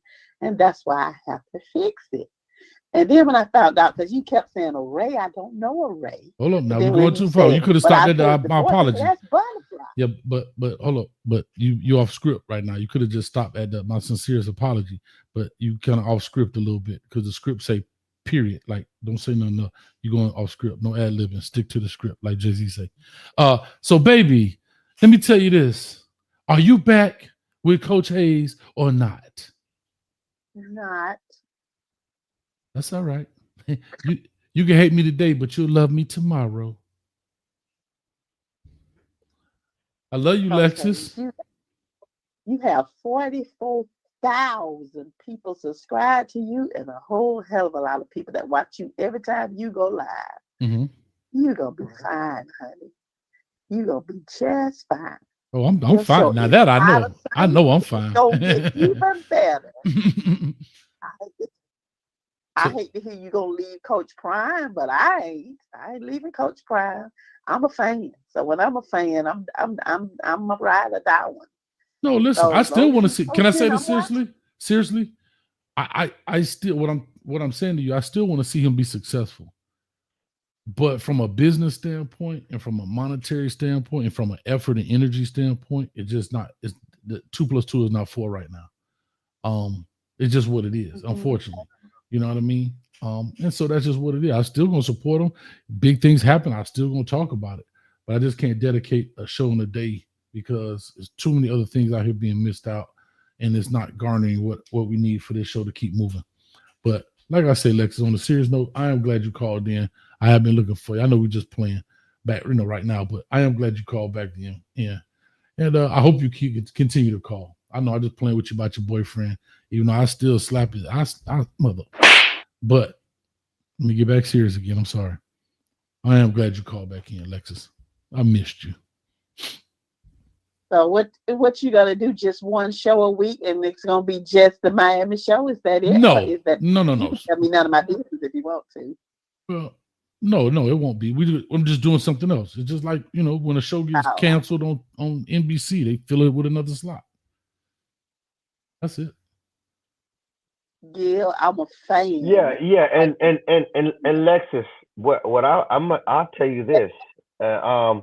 You're gonna see some of your favorite Colorado content creators too. They're gonna be what's quote unquote pivoting soon too. Because once this thing is over, it's done. It's done. Like they say in Baltimore, it's done. Hold on. It's done. It's done. So this thing about to fall off the rails. Prime may not have much time left over there. It's gonna be done. And so you're gonna see all these guys scrambling too. So Coach is ahead of the game. You see the writing on the wall. It ain't happening, Lexus. It's pretty much a done deal, right? And them same people that say they were Prime fans, they already over there in Cleveland. Yeah, it's done. The ones that are true Colorado fans, there's a couple of them I listen to that are true Colorado fans. They're not gonna go anywhere. They're lying. They're lying. And they're lying. And because they're Colorado fans, but they're not coach and they're not crazy with it. So I like listening to them. So like they're not going anywhere. So here's a perfect example. Like the DNVR guys, they shouldn't. They follow all Denver sports. So I totally get those guys, right? Even the Dave Talk Buff, he went to Colorado, so he may continue on with it. Other guys may continue on with it, but what I'm just saying, for me, I can't speak what other people do YouTube, but for me, you know, the good, bad, and uglies take about 4 hours to make. They don't get the attention. It's demonetized. I don't even make actually ESPN make the money off of it. And the little bit it does make, they get it. The $1 billion company get it because it's their footage. So, you know, it just, for me, it just doesn't make business sense.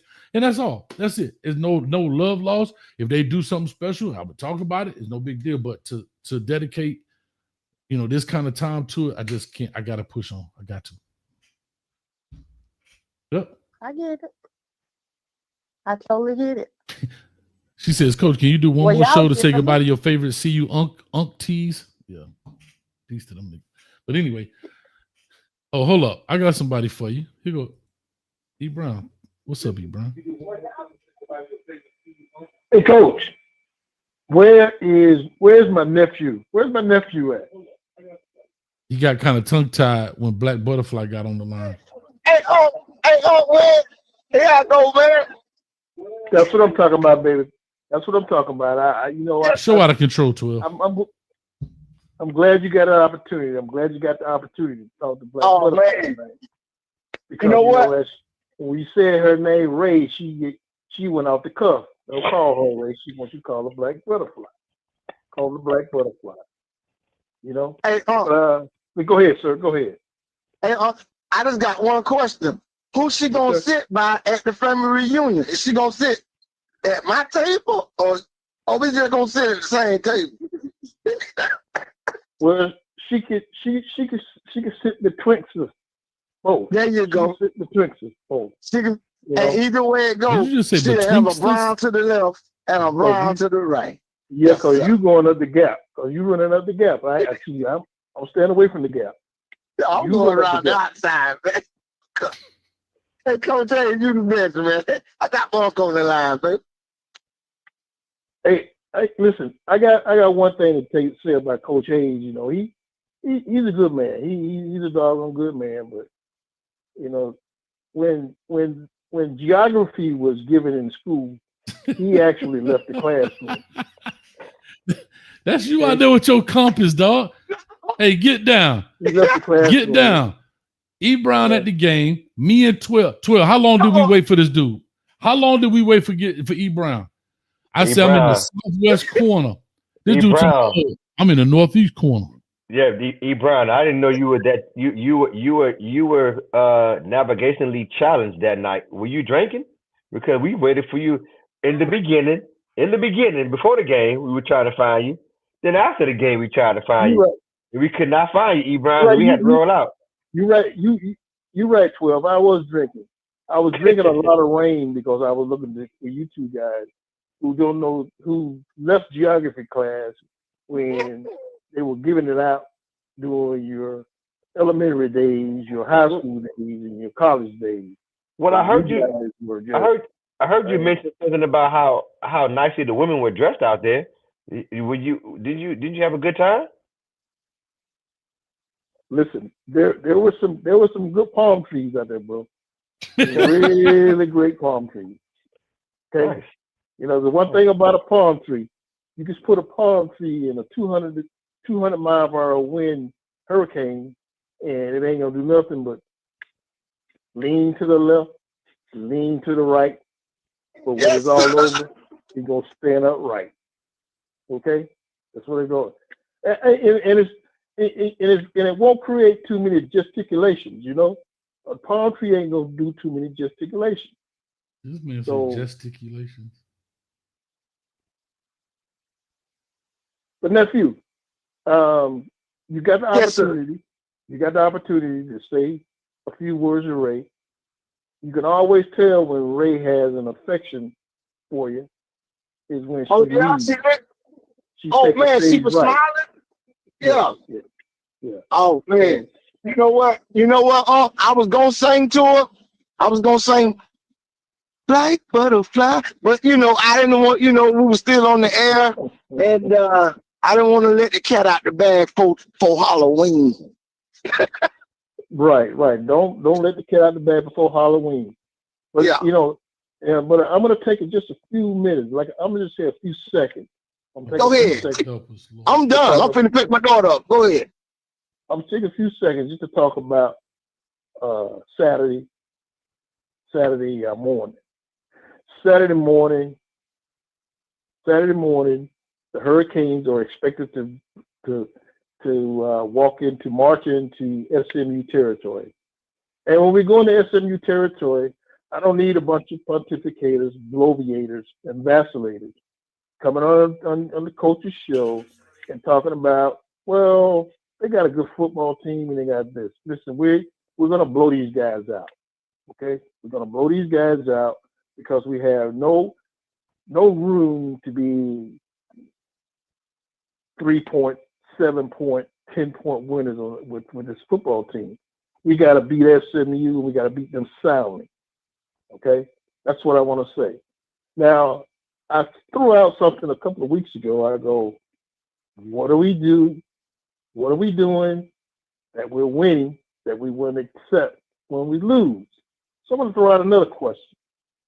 Oh God. What are we going to do now that people think we're losers that we wouldn't accept if we were winners? What are we doing now that people think that we're losers that we wouldn't accept when we're winners?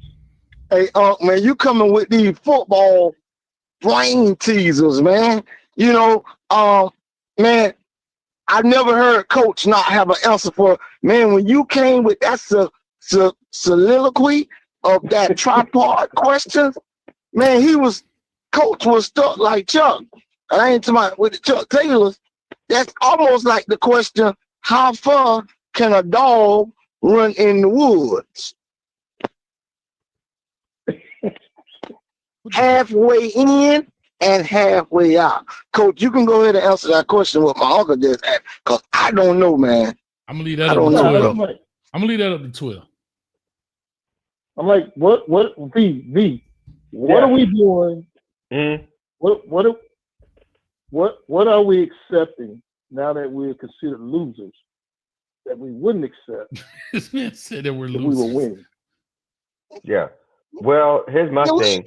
Hold on, let's dissect what you just said, because now I think you're in the realm of the galaxy that we're far-fetched. The first thing, here's the fallacy in that statement. We are not losers. So let's get that out of your hold on. Escuchen por favor, Mr. Brownness. Escuchen por favor, Mr. Brownness. Right? We're not losers. So there's no what we're going to accept, because we are winners. We're not accepting nunca, nothing. All right? We're not accepting nothing. We're winners. All right, Browns? That's all that matters. Point blank. Yes, sir. Yes, boy. Hey, Coach, I'm on your show, baby. Well, that's a good answer. Yeah. The question I asked was, Alexis, what you cooking? What are we accepting now that people think that we're losers? That's what I said. Think. My bad. I didn't. People think we're losers. Okay. No, we ain't accepting nothing. We ain't accepting nothing. You could think all you want. We lost one game. So we're not classified as they think we're losers, whatever. We lost one game. We bounced back. We're going into SMU, like you said. We got business to handle. Here's the crazy thing. We're in the same situation we were in last year. We went out. Exact same. We're in the exact same. But here's the difference. It's earlier in the season. Last year, we were towards the end. Now we're earlier. We know what we have to do. We know what we have to do. Coach told you we were sitting behind Ruben Bain's parents, and they were saying like, hey, listen, we're in a great position. The defense is balling, and we're pretty much healthy for the most part.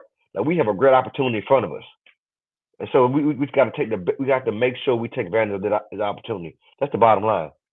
Great opportunity in front of us. So we're gonna see, man. See now that is an eloquent soliloquy. That is an eloquent soliloquy. All right, so coach, I want to get you. You're sitting there looking like a sleepy I'll be sure. But I want you to elaborate on that question. I'm sitting here thinking about elaborate Lexus. on that question. Okay? Yeah. Instead of sitting here with your bloviating, your vacillating, with that other nonsense that people call in about, answer that question, because when you answer that question, you know what? You're going to come up with a great answer to those pundits who are belittling the University of Miami, because V just gave an eloquent soliloquy. Go ahead, sir. And your question is, what would we accept in a win that we accepted in the loss? No, I said, what are we accepting now that people are considering us to be losers that we wouldn't accept if we were winners? Oh, we were already making excuses for people's bad behavior. Like, I won't say bad behavior, but bad play.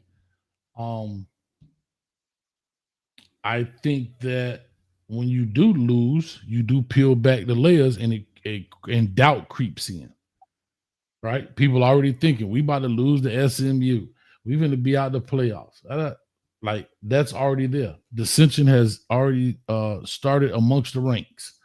You know, I told you that dude ain't that good. This dude need to play. And when you lost to a Louisville, come back and you show up a young Joshua Moore and a Tony Johnson who haven't been playing, and they make big plays, here comes the I told you so's. Now, what happens if they don't get much burn in SMU game? Now it's going to be they should have played that. This is what happens when you lose. Doubt creeps in all aspects. It's like a doggone leaky roof. Water start coming in from everywhere, and that's just what it is. Yes.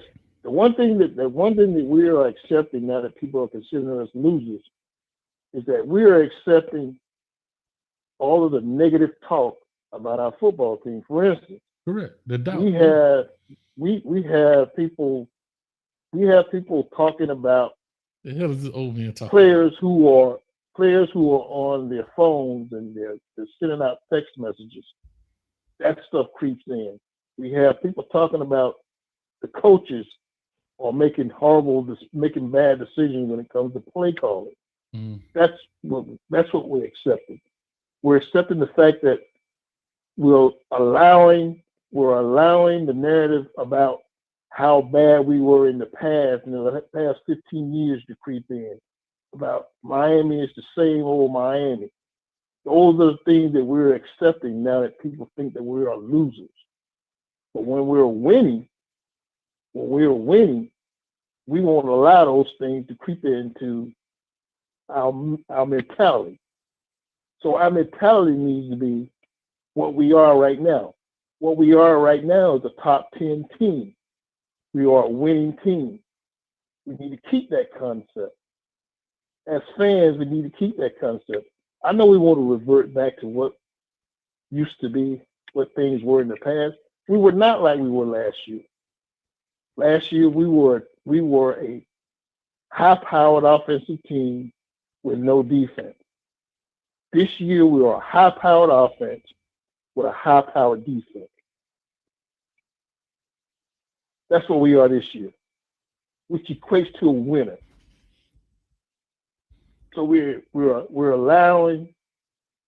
The hell are you talking about, Ebron? Creep into the team with. Go ahead. I'm sorry. Go ahead. It's like you're reading off of flashcards, dog. You got to stop putting commas between every word. Get it out. No, I got it out. I know you're ready to go 12. So am I. We had a 3-hour mark, and this man still the loquacious E. Brown. Is that like he reading 40 years and 4 scores ago?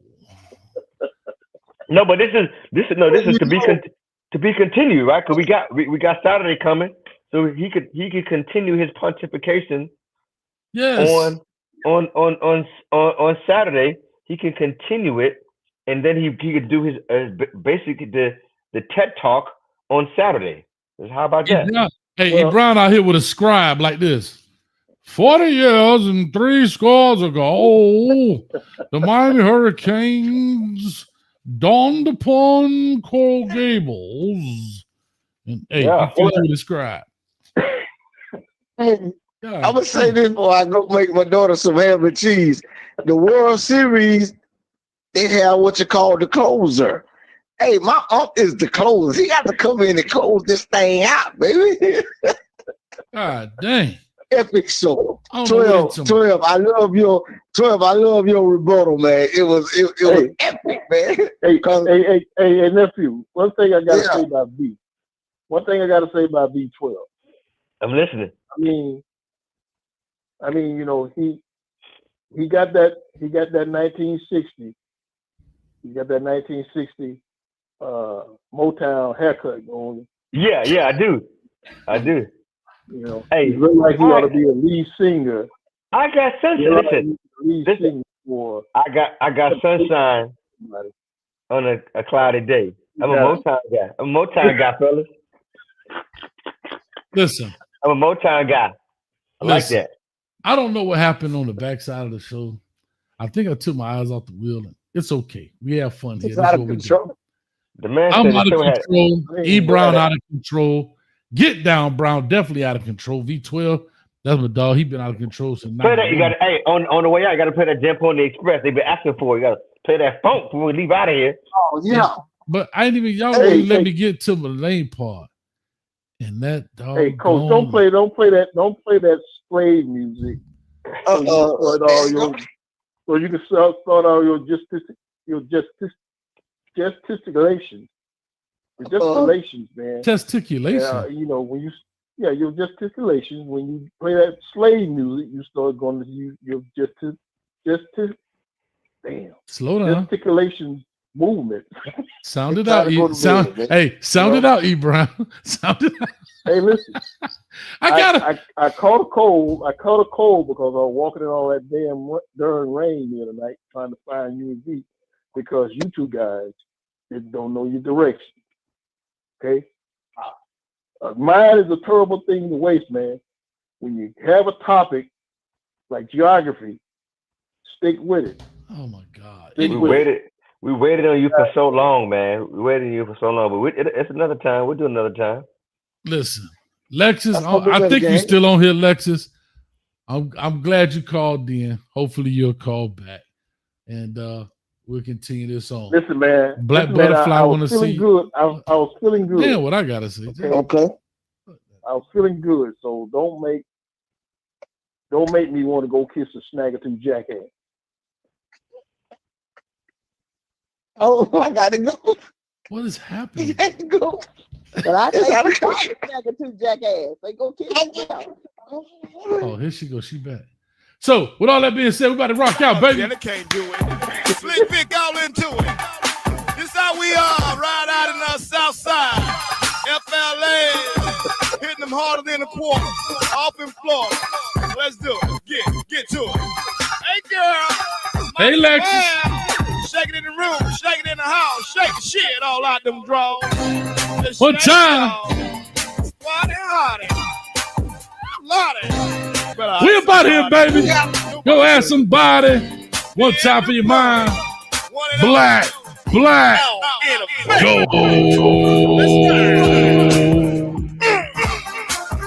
for my homies now with Jail Pony. Ride with me. One time for the dog V12. Yeah. One time for E. Brown, Lexus, Get Down Brown, Get Up Brown, everybody that donated tonight, man. Woo, Lord. Say, what's up? You gonna get one? If you like that beat, you like that sound, watch how the boys break it out down. Jam, Pony, Express. Break it.